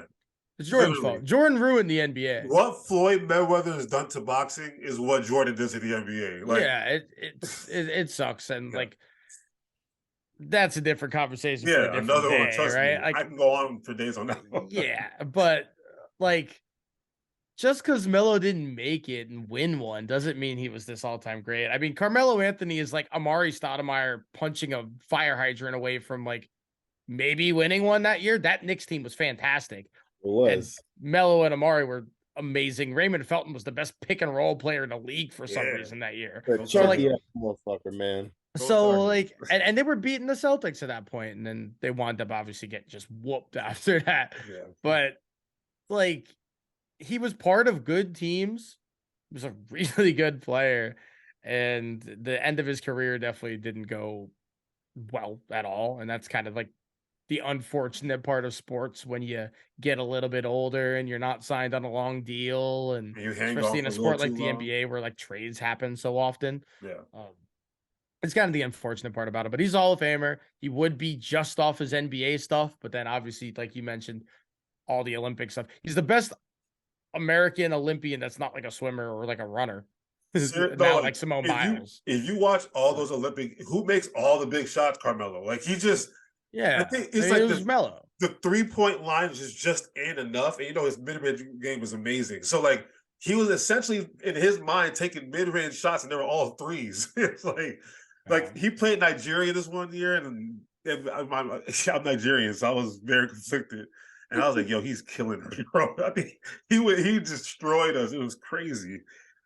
What's like crazy about his Olympic runs, and one day we'll get like a video on this, I'm sure, or like a documentary or whatever. Melo was the best player every single time he was on a USA team, with teams with Kobe and D Wade and Chris Paul and LeBron. And like, there were guys on those teams. Like, these are LeBron's a 1 or 2 ever. Kobe's a maybe top 10 ever. Like, these are some of the best ever, and he was better than them on these teams. Yeah, it's just like, that's important. The context is important. I think the FIBA game really benefits somebody like Carmelo Anthony, where all I have to do is score. Oh, that's easy. I can score on anybody. So that's why you see, like, he's skilled as a scorer. So you see all these Europeans come here, they're all skilled as scorers. So like, he matches up with that offensive talent that they have. But really quick with my Melo story. So that Syracuse run in as a freshman. So a little farther back, LeBron James and Carmelo Anthony play in high school. This is probably the first high school game I've ever cared to ever watch on TV. Like, I was like, I was impressed with the whole thing, with the whole spectacle. And at that time, I preferred Melo over LeBron. I was like, yo, I like this Melo kid. I like his game. And then when he went to Syracuse, it was like the most impressive thing I've ever seen. Like, it was amazing. And I'm not a Syracuse fan, but like, I always like to watch good basketball. I'm a person who enjoys good basketball, and I like certain storylines. And what he did for that Syracuse team, I was like, yeah, he's nice. His rookie year, again, at this time, LeBron James, I'm still kind of like, I'm trying to figure him out if I like him or not. I'm trying to figure out if he's for real, because when people get the title, the chosen one, like what they're doing to Wembanyama now, like, it's a lot of pressure. So I wanted to see how he was going to handle everything. Melo, his rookie year, I thought Melo should have won Rookie of the Year. Like I was mad he didn't win Rookie of the Year. But I started kind of, falling for LeBron's game too and all that stuff. So that helped me, it didn't help me like go towards LeBron, but when Allen Iverson, my favorite player of all time, got traded to the Nuggets, the way LeBron is now, wherever LeBron plays, I'm a fan of that team. How Allen Iverson, after Philadelphia, where I still support Philadelphia, but wherever Allen Iverson went, I supported. So when he was in Denver, that was my West Coast team. I was a Denver Nuggets fan. And so when I'm watching all the Allen Iverson games, at the same time, you see Carmelo Anthony games too. I'm like, yo. So I really just fell in love with the way he plays. So I'm watching every single one of their games. And then Kenyon Martin became one of my favorite players. I just really love that nucleus that they had. And we look at some of the greatest offensive talents in basketball in our era. For me, obviously Michael Jordan, Kobe Bryant, Tracy McGrady, Carmelo Anthony, like he's on that list of just like Kevin Durant, of like just full offensive arsenal and package. And I just appreciate his his approach to the game. Like you see him working out during the summer, like he really works on all of that stuff. So for him to play 20 years, get his scoring in the top 10 as he retired. It's kind of like a testament to who he was going to be, regardless. No matter what happened, whatever team drafted him, it could have been the Pistons. I don't care. No matter where he was going to go, this dude was going to go average 20, period. And up until OKC, he averaged over 20 points a game every year. So it's like, yeah, he's to me. I'm just proud of what he's accomplished. I'm not. We talk about rings and all that stuff, and again, like Jordan really made basketball not fun for a lot of people, because if you don't win a championship, you're a bum. So like, it's the reason why you see all these people having to feel the need to go over here, join this team, because you ridicule them every single time if they don't. So they've been trying to get Dame out of Portland for the last 6 years now. So loyal man.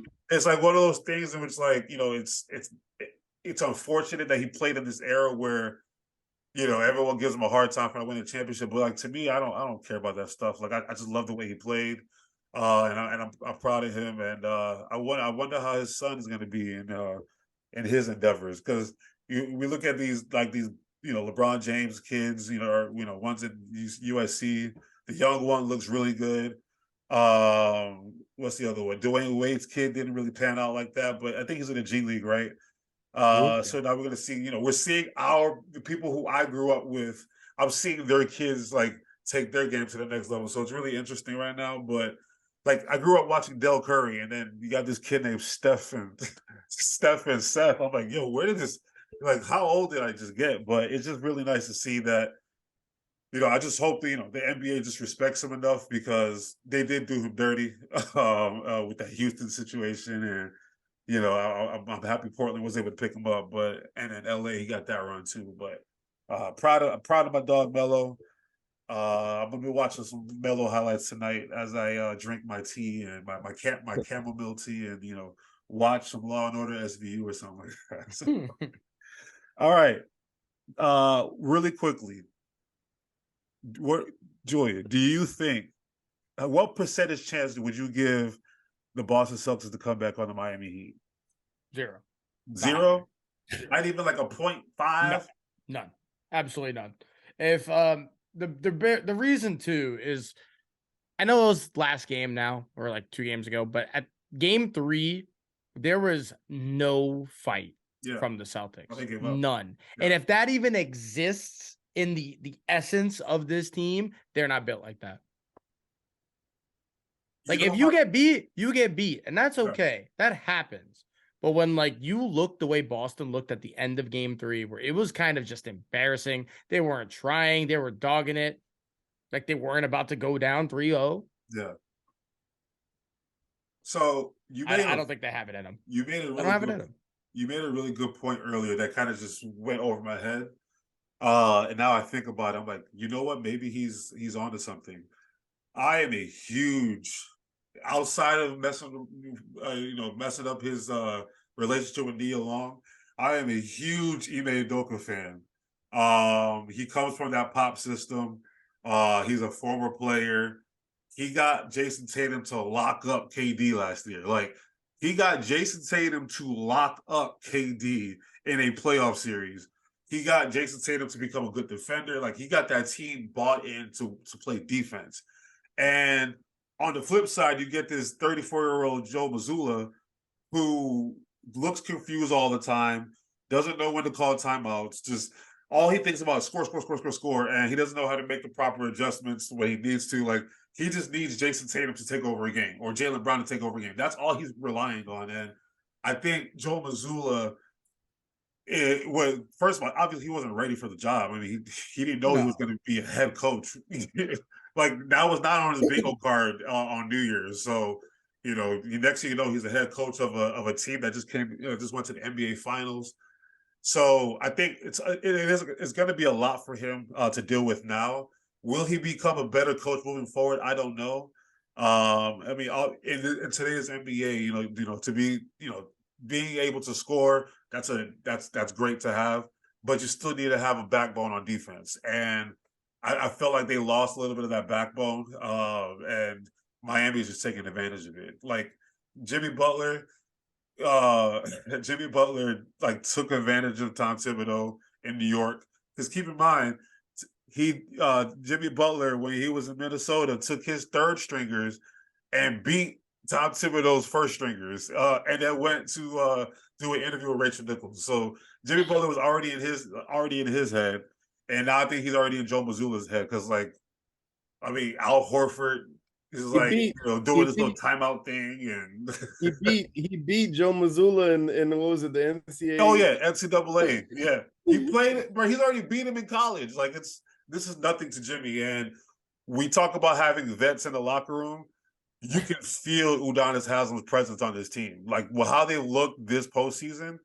It's not Haslem. That's Kevin Love. It's not Haslem. Bro. It's Kyle Lowry. How they look like dogs this postseason. You got to give some credit to Udonis Haslem. Like, I think Kevin Love brought balance, but the dog factor, that's, to me, you can see that imprint from, I mean, Max Strus is out here dunking balls and shit. Like, who the hell is Max Strus? I've been asking for 2 years, who the hell is Max Strus?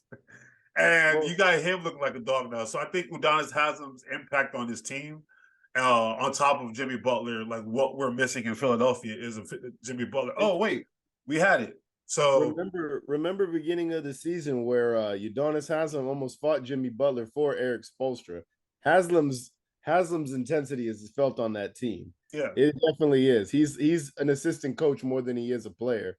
So, and he's getting a good farewell tour as it is right now too. So it just bothers me that Melo doesn't get one. But regardless, Boston Celtics, Jimmy Butler just fucked your team. So that's where I'm gonna leave it at there, man. Jimmy Butler is a dog. 0%.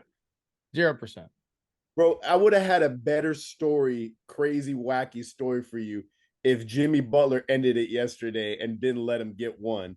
Because I would have been like, there's your story right there. I mean, let us get one. He already took their heart, but then that when I started the show with Grant Williams forced him to take their soul from them too. Like, he literally snatched.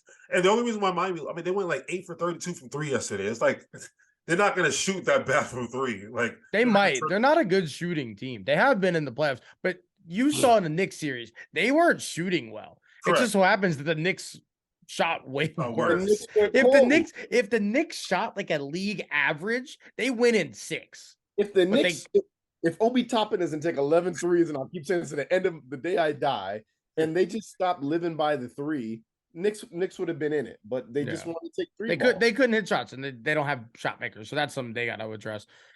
My issue with the Celtics, outside of like effort and all that, is just head coaching. It comes down to at some point where they decide we're not going to make plays. This is hero ball. Yeah. Jaylen Brown, Jason Tatum, go get a bucket. And those are guys as fantastic of players as they are. And I think they're very good. They've developed into players way better than I ever thought they would be. are not that guy. Jason Tatum, there's about 20 guys in the league that I'd rather take or give the ball to in the fourth and say, go win me this game. 20? 20. 20. 20. I can't agree with you there. Because Jason has shown that he's not that, and he's done it before. But like I'd say the same thing. 20?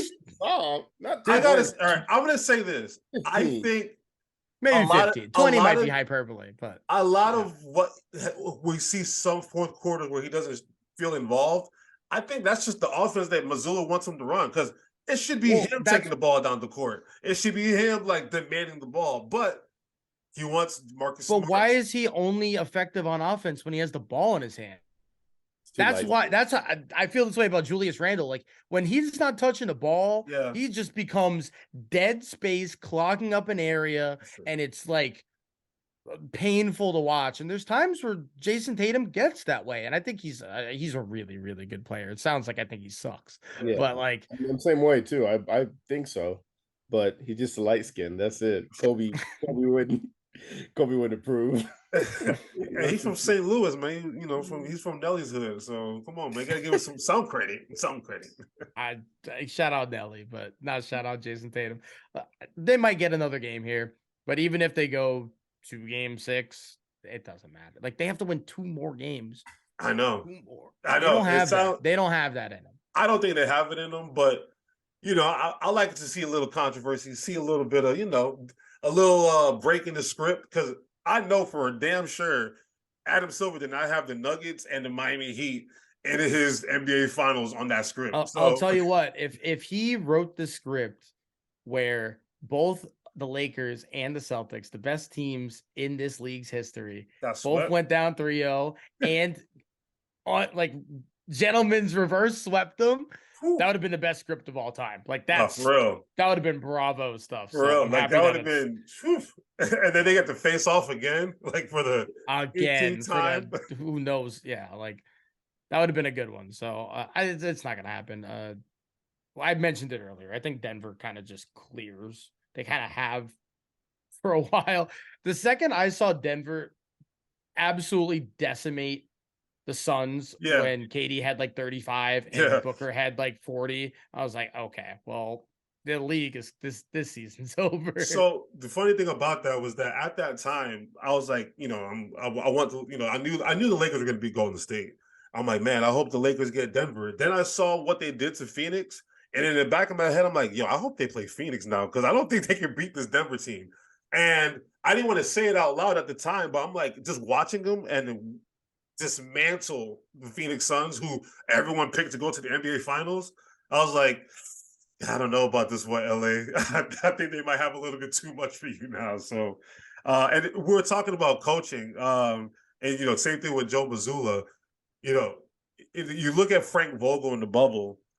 They were in a situation where they had to make a game-winning shot against Denver. They ran a beautiful play for Anthony Davis to get a game-winning 3 to win game 2, I believe, or game 3. Flip side, you go to this situation where they need to tie the game, and they just say, "Hey, LeBron, do something, please." So run downhill. You see the difference right there. Like it's literally that. So, like in my head, I'm like, "Yo, they should run the same play they ran for Anthony Davis." I wonder if they'll see it coming. But no, they said, "LeBron, just you're in year 20 on your 48th minute of the night. Please, just do something." Like that. It's you're asking a lot. You're asking a lot. So yeah. But yeah, I think Miami wins the series. So you're picking Denver to win it all?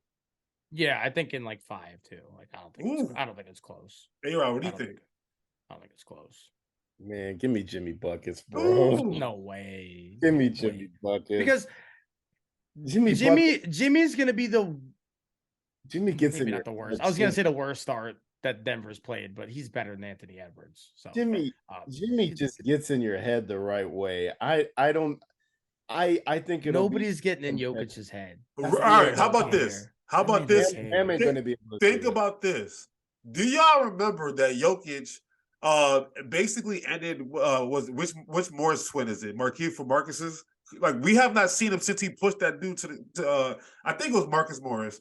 We have not seen him since he pushed his ass to the ground. Like, We haven't seen he had either to call his Morris since brothers from Serbia to like, yo, I might need some backup because Udonis has him. He said we're gonna see you outside. So, do you think that's still in the back of their heads that, like, they never? I mean, that Jimmy is not gonna forget little things like that. That's a big thing. Like, he knocked out one of the players. You don't think that's not gonna happen? What are you gonna knock over Jokic? He don't care. Hey, He doesn't care. Udonis has him. If he starts getting like one, Murray will be upset about that. That's not Jimmy. Listen, I got all the respect for the Denver Nuggets, but there's just something about Jimmy Butler's play of game that just is intriguing. Yes, Bam is going to have a lot to deal with Jokic, and Jokic is going to be plus all over that because Bam has disappointed me. You saw what he did to AD.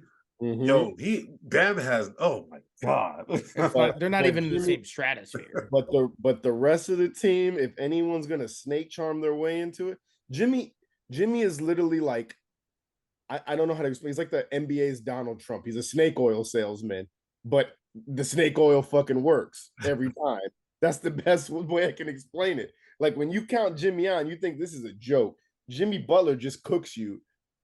Ooh. And he does it listening to Miley Cyrus. So, all right, Julian, question. What about this aspect? Tyler Hero might be coming back. If I'm Miami, I tighten that cast. Keep it on him. Don't mess. Keep it on him. If Tyler Hero comes back, they lose in 4. He makes that team so much worse. He is not a good player. Of was the Orlando Magic versus Lakers. The Orlando Magic was dominating the playoffs, and then they bring back Jameer Nelson to start over Ray for Alston in the finals because Jameer Nelson's final was healthy. Completely messed up all the chemistry. Completely ruined everything. Because if you bring Tyler Hero, he's going to play that 2-3 guard, right? He's going to play the 2 or 3. And now Gabe Vincent's not starting. Or now Max Strus is playing less minutes. Those guys have been, like, unbelievable. Yeah. And so now all of a sudden they're like, man, I've been playing so well. And, like, now this dude comes back and I get benched. And maybe they don't feel that way because they're kind of journeymen. But, like, they've earned the right to be playing 30 minutes a game. Yeah. They just have. Caleb Martin has been better in this series than Jaylen Brown. Why is that a sentence that I'm able to say? Crazy. Crazy. Michael Jordan lost another one. so he's going to be, they're going to feel some type of way. And Tyler is less efficient than these guys have been. He's way worse of a defender and he's way more of a volume guy. So you're taking volume away from guys. So even if Gabe Vincent's still playing, for example, he's taking 5 less shots a game now because Tyler comes back. You do not let him come back. And we saw how efficient he was in Game 3. Gabe Vincent went off. Like, what was it, 31 points? He only missed a few shots. I was like, damn.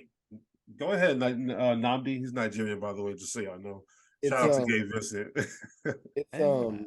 It's Eric Spoelstra. It's not Stan Van Gundy. So we know it's different. It is different. Touche. All right, cool. All right. Before we wrap it up, I still want to talk about a little bit of football. You're a Vikings fan. I want you to break down your offseason from January, whatever, when you lost to the Giants, till where we're at right now. It's been a weird offseason because they get rid of a lot of their defense, right? The defense is coming in. This is a brand new team. They were one of the worst defenses in the league. They kind of had to bounce back from losing a defensive-minded coach. Yeah. They looked better at times when some of the younger guys were around. There was a couple injuries there, but that happens. And now they got to retool, and they lose some guys. Zadarius Smith gets traded. Oof. Zadarius Smith getting traded is the best thing to happen to this team in a while. You look at the numbers he had last season, you're like, he was actually really good. The second half of the year, when the team kind of started to struggle, he was horrible. He could not get to the quarterback. He looked tired. He looked like he was coming back from an injury, and that initial burst was gone. And I'm sure that's going to help out Cleveland because they're going to, like, rotate guys on their D-line now. We didn't have that luxury. We had about a 5-man rush, and that was about it. So can the defense in this youth resurgence become really good for the Vikings is honestly a big question mark. We did get Brian Flores, and every guy on this defense fits Brian Flores. I wanted him as our head coach. When that was it, when we were looking for a head coach, I wanted Brian Flores, and then we got Kevin O'Connell. Sure. I was like, ooh, KO's kind of. I'm kind of with that, especially with the offensive guys we have. But now you get Brian Flores on that team already, with a lot of really athletic, unrefined guys defensively that are young, and Brian Flores just can teach guys how to win with their athleticism. We saw that in Miami; they won with their athleticism more so than their talent. So. It'll depend on what he brings and how much the defensive players buy in, but this will be a top 5 offense. Whether or not Dalvin Cook is the starting running back, it really doesn't even matter. That was my Alexander Madison is as good. What do you think is happening with that? And how do you feel? I'm kind of cool with it either way. If he leaves and he gets traded, I hope it's to a team that will play him and like that he's like not a running back by committee. He's just a guy who's been injured. And every time he comes back from an injury, he takes a couple games to get ramped up, and then he tweaks his ankle again. And then it's a cycle that you can't really afford when you're a bell cow. Mm-hmm. And so whenever he's gone down, Madison's played, and he's played pretty well. Yep.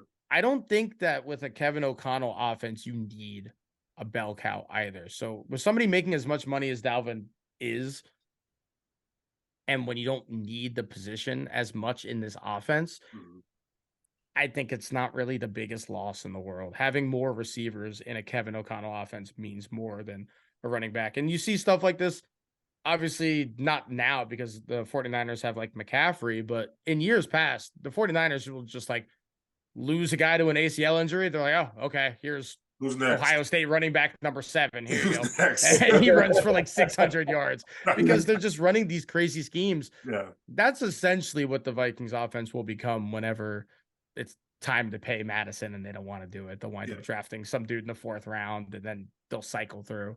But wide receivers are way more valuable than running backs in this league. Justin Jefferson's pretty handily the best wide receiver in the league.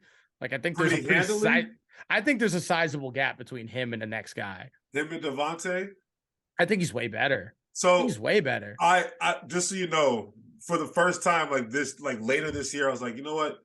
I think Justin Jefferson is the best receiver, but it took a while for me to get there. So how much is that gap? And why do you think so? I think that gap is enough that Justin Jefferson was the only competent receiver for half the season last year, and the Vikings were still like a 2-loss team. Like they were a top 10 offense for a majority of the first half of the year, with Adam Thielen being a shell of himself. KJ Osborne was hurt coming into the year, and then before they got Hawkinson, it was really just him, and it didn't even matter. Like he was an MVP candidate up until like week 13 last year. And he almost broke like the wide receiver records. He's crazy. And his separation and his route running, I never thought I'd see a Viking receiver like this recently, at least since Diggs, to be a better route runner than Diggs. And he is. Yeah. That's crazy because Diggs is that man's cold as a route runner, particularly. And I think Justin, there's no flaw in his game. Besides, I think he gets in his own head too much. I would like Justin to get a little bit more mature. And I don't know how that happens, but I will gotta let go of that gritty. Gotta let that gritty die. Once you let that gritty die, you'll be a little more mature. But yeah, and John Morant, that's another topic. And it's different though, because Justin's like, there's never been a question to Justin as a person. He's a fantastic person from everything I've seen. Yeah. And he cares about the team. Like he's never been upset that he's not getting targets. There's been games where he gets like 5 targets because they're throwing to KJ. He actually really loved Adam Thielen, which is, I was like, wow. Yeah, I know. But Adam's like the nicest dude. Exactly. I've heard that. Like the actual night. Like I don't think there's a better guy in the league if you meet him than Adam Thielen. It was like sad to see him go. Yeah. So, which is my next question. We got Jordan Addison now. A-Rod is a huge USC receiver fan. If they play at USC, he thinks they're the most amazing player ever. So, what do you think Jordan Addison adds to your offense? I mean, just think about it this way. Jordan Addison is a top 3 guy in this class as a wide receiver, right? I mean, tools-wise, he is just explosive at the release point, which I think is the most important thing at wide receiver right now. Just like being able to release, because DBs are so fast and athletic. So you get a good release. He's crazy explosive, and he's not going to go against number ones. Yeah. Unless they're just keeping a number one on a specific side, like they used to run Xavier Rhodes on the Vikings, and then they happen to put him on that side. He's not going to go against ones.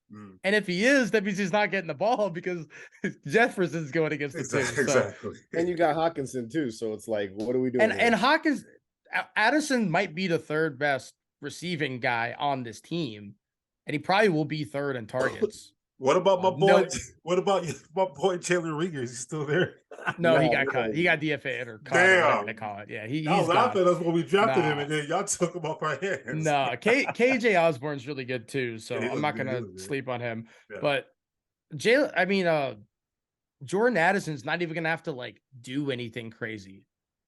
He's just not gonna have to. He's just gonna have to play like he did at USC, and he'll get 1,000 yards this year because he's gonna be open. Yeah. He's just going to be. And with the way KO makes guys open and his offense, it's like really fun to kind of watch. So they have a lot of flaws. I think this team has a lot to prove, but how you feeling about quarterback? I like Kirk. There's better guys. I think Kirk's a top 13-ish quarterback, more or less. I always think it's really funny whenever a guy has a decent year or has a decent playoffs, and then like, oh, well, that guy's great. And it's like, listen, as awesome as the what was his name?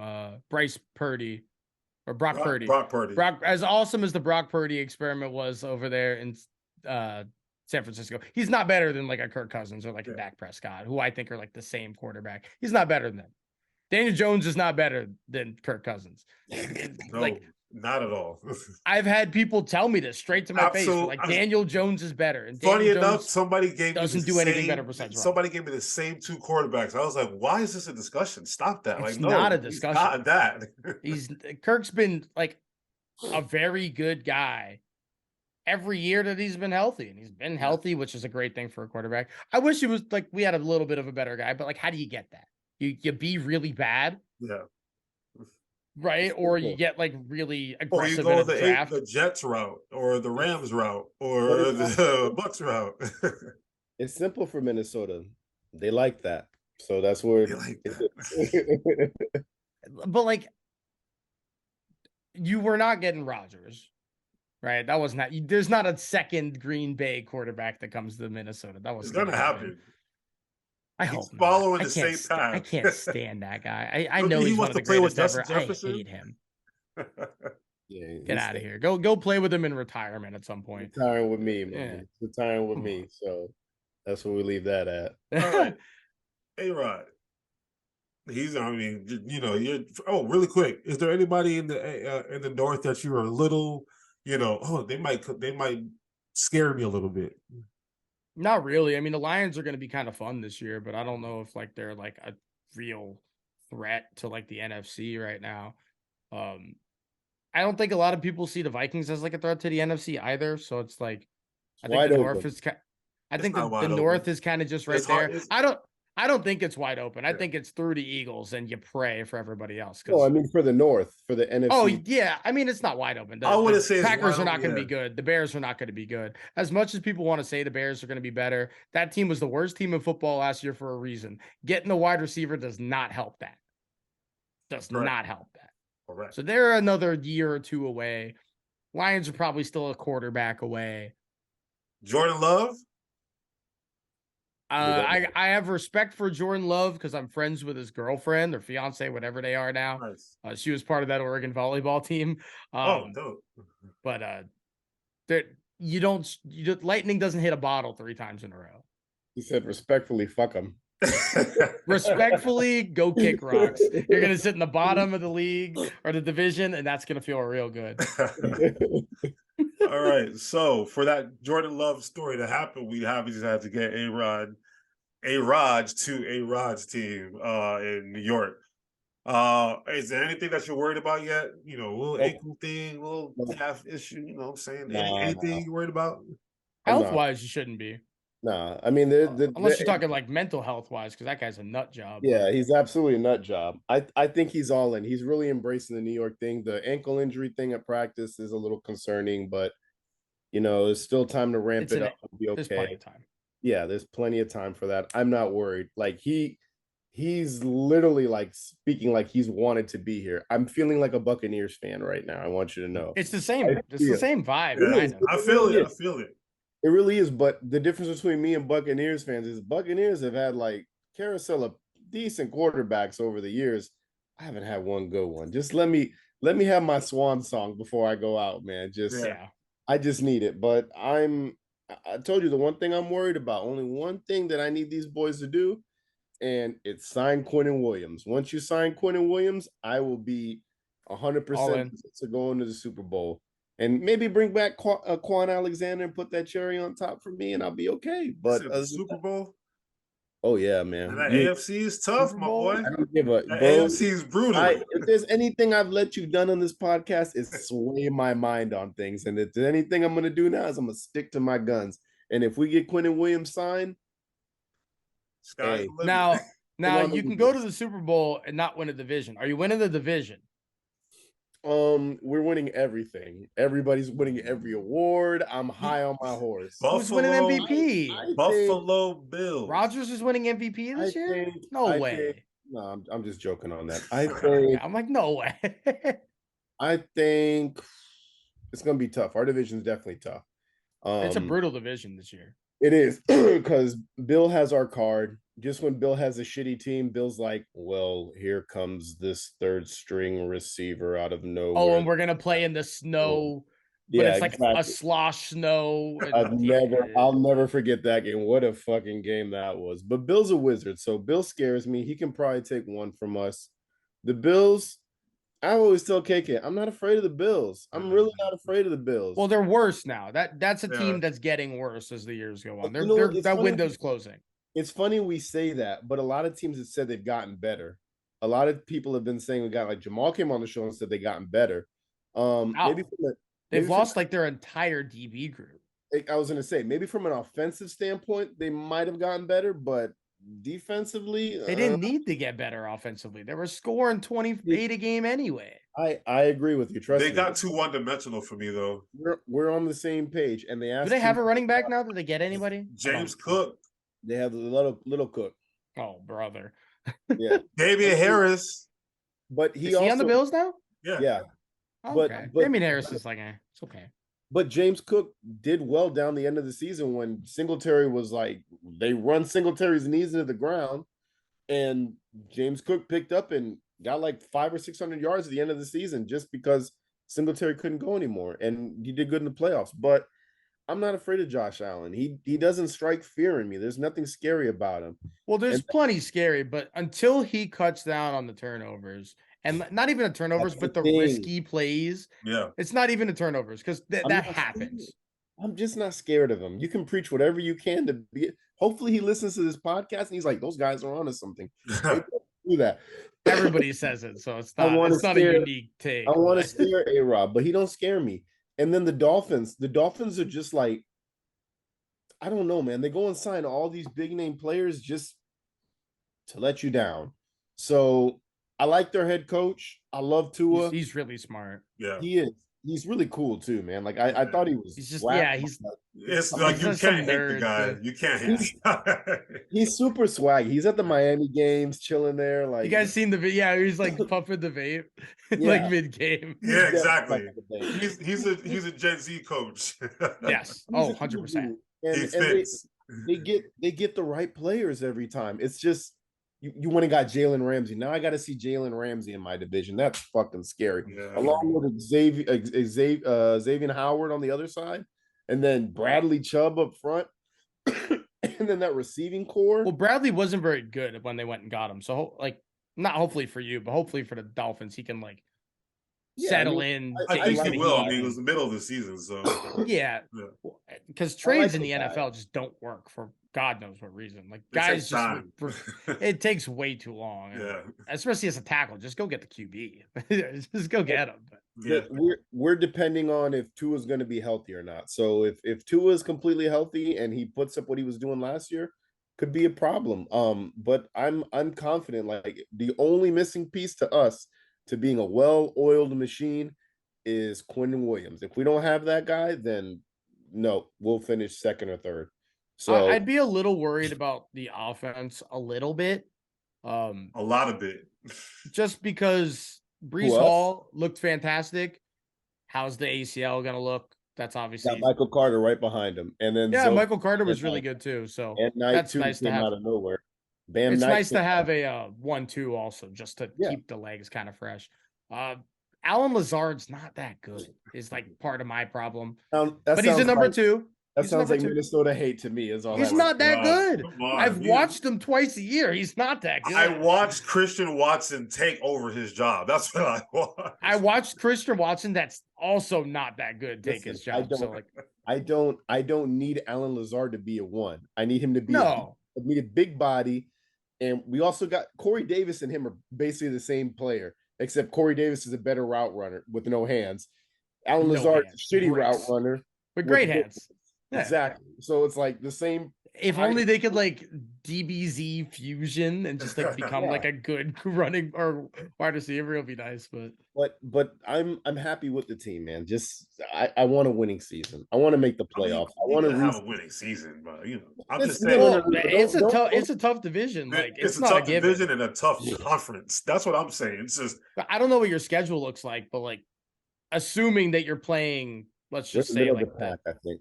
We gotta see the Bills game 1.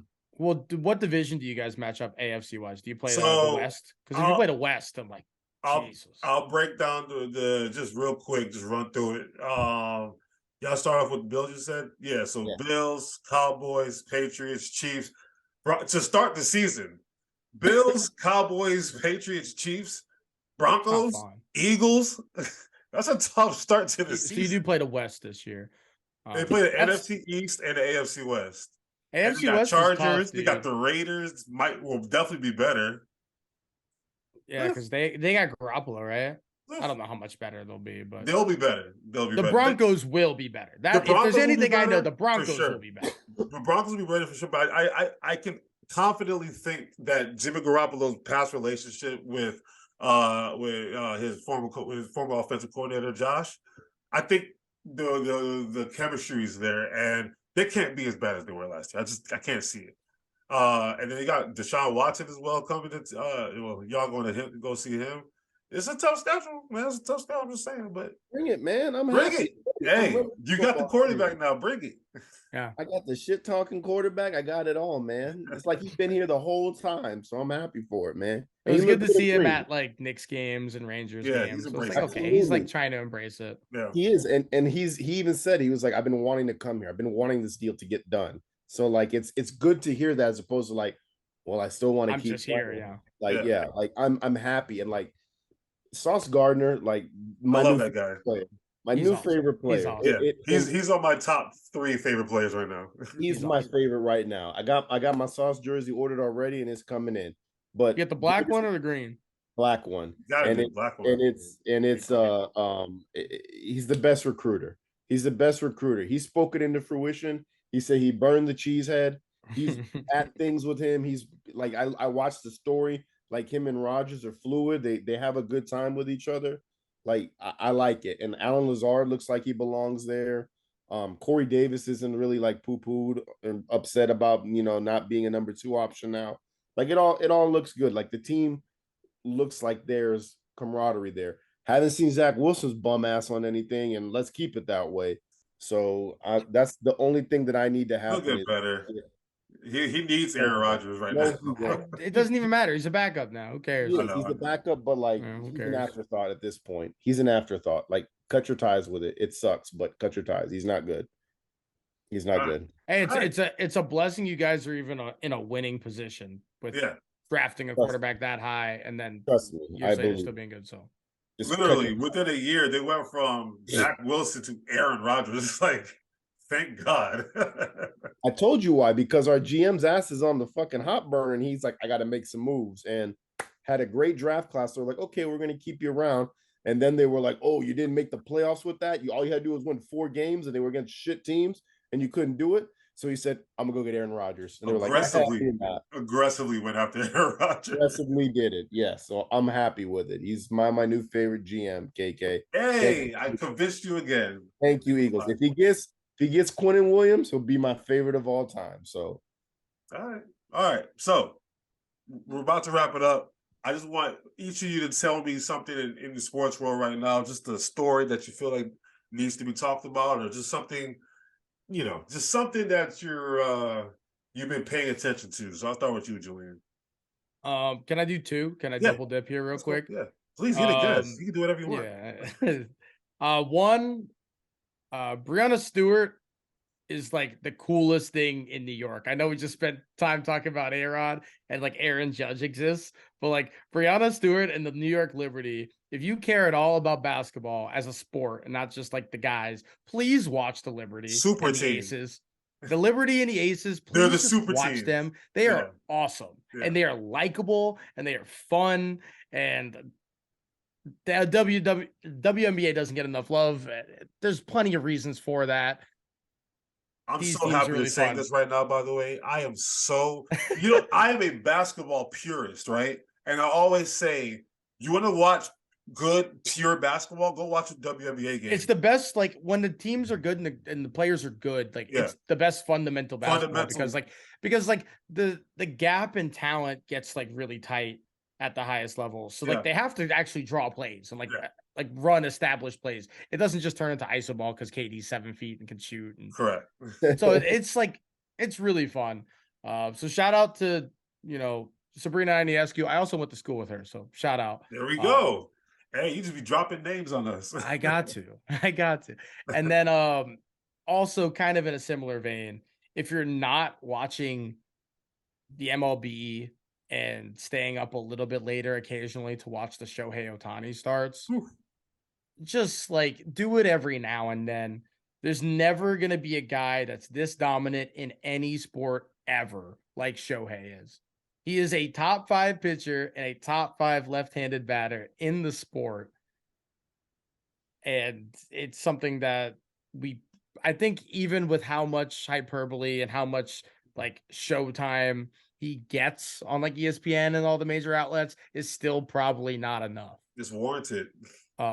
He's just like something genuinely special, and I want them to make it work in LA because it's not like an organization that you usually see. It won't because they don't know what they're doing because he's going to San Fran. Trout his whole career. Yeah, he's going to San wherever he goes. I don't care where he goes as long as it's not the Dodgers. Like, which I got no hate with the Dodgers, but like we can't let them get everything. All the time, So enjoy Shohei Ohtani if you guys are into baseball at all. Just a little bit. Also, Aaron Judge is the best hitter in baseball, but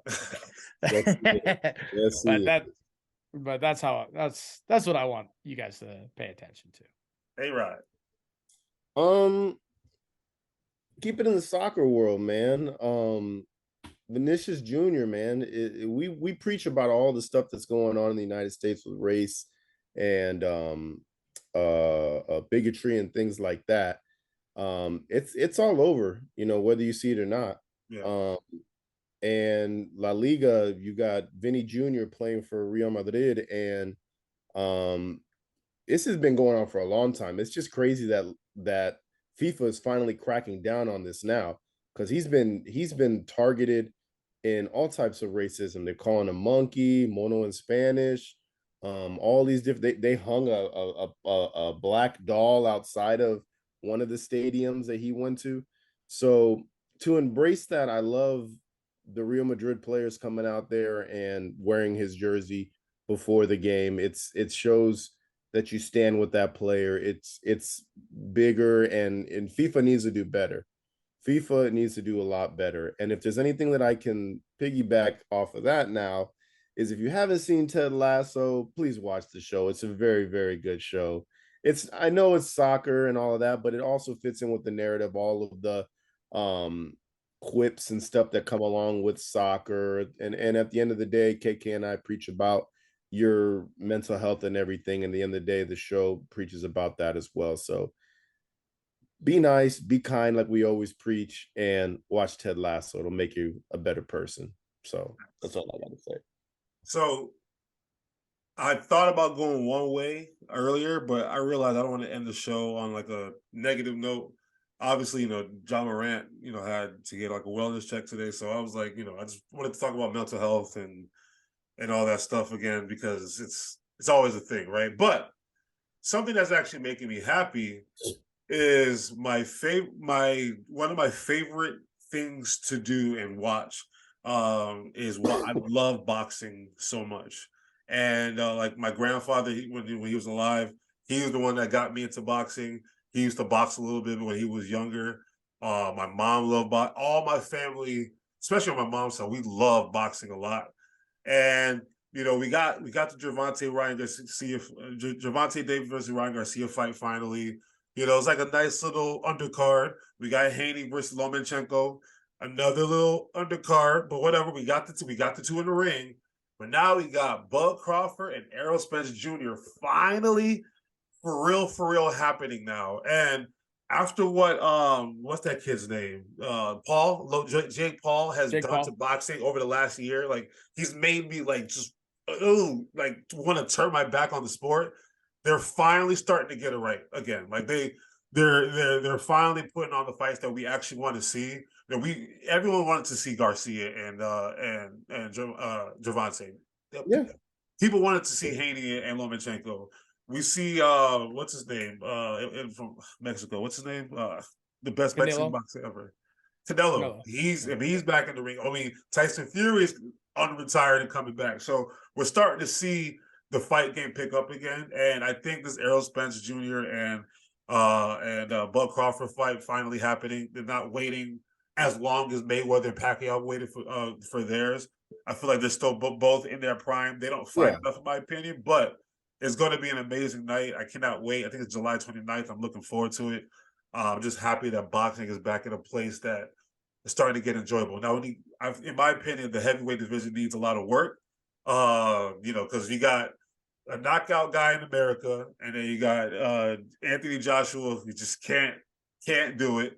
You got Tyson Fury, who's doesn't look like the prototypical boxer like Muhammad Ali or Mike Tyson or anything like that. So it's like you got all this talent, and it's not lining up properly in the heavyweight division. But I feel like everyone else is starting to figure it out. So I'm happy where boxing is at right now. So that's all I got. Julian, where can the people find you? Where, when, how? So why? You can find me specifically on Instagram or Twitter at Julian the Cut. That's my personals. You can also find Spectators at Spectators Media, same places. And then I also stream on Twitch. So if anybody's interested in like MLB The Show, that's typically what I stream. Ooh, that's over at. I gotta play that game. It's a great game. It's on the background right now. Twitch.tv/waifuju on there. We have a good time, and stream's always fun. So that's where you guys can check me out. Also, they mentioned mental health real quick. So it is the end of May, but still a mental health awareness month. So if you guys ever need anybody to talk to, that's for you two, or anybody listening, watching, you can find me at any of those places and reach out, talk about it. I always have like an open door policy. So I like to help my friends through stuff, whether we're friends, not anything like that, because life's tough and punches you in the gut sometimes, and sometimes you need an ear to listen to. So, and piggyback off that real quick. I look at myself as the same way too. I look at as a vessel for people to come to, and sometimes it's better just to shut up and listen than project onto your friends. So just listen to what people have to say, because at the end of the day, you don't know what people are going through and what they want. Like, you can tell them what you want, you can say you should do this, but at the end of the day, it's their decision to make up. So listen, try not to project onto people. And where can they find us? They can find us at fair_weather_pod on Twitter. They can find us if you search on YouTube, Instagram, Facebook, the Fair Weather Podcast, and where you subscribe or listen to podcasts, you can catch the audio there as well. Do we have any words of wisdom today? So, like I wanted to do with John Morant, y'all forced me to get to the mental health part. So just real quick, I I look at doing this podcast as like one of my like mental health treatments for myself. You know, I'm somebody who struggles from a lot of different mental issues, and I had a horrible weekend, and I've had a week that I'm not very happy about. So I come back on this show, and I feel like I'm in a better mood. So I do that, by the way. I do that. I appreciate you. I do. I really do. But no, I'm just, whatever it is for you, whether it's video games, going to the gym, I don't know, eating McDonald's, I don't know, whatever it is, like find your healthy way out of getting out of your own head. It's a great feeling to just, kind of push that stuff aside. So, yeah, mental, and again, John Morant, use him as an example, like, he goes from one life to another, and now all of a sudden he has all this money and he doesn't know how to handle it. Like and now he's crying out for help. And pay attention to people's crying out for help, because like there's always a sign where, okay, something's really wrong. So if there's somebody you feel like you haven't checked on in a while, just check on them, just to make sure they're doing well. Everybody needs a wellness check every now and then. So I'm just gonna leave it there. Julian, I really appreciate you. Shout out to Spectators Media. We really appreciate having you on the show. Next time you're on, you got to bring Brooklyn with you so that we can top it up for sure. Absolutely. Appreciate you guys. Make sure you're following them if you don't already. And thank you guys for all the time. Yeah, that follow and like and subscribe and all the other stuff. All right. Peace.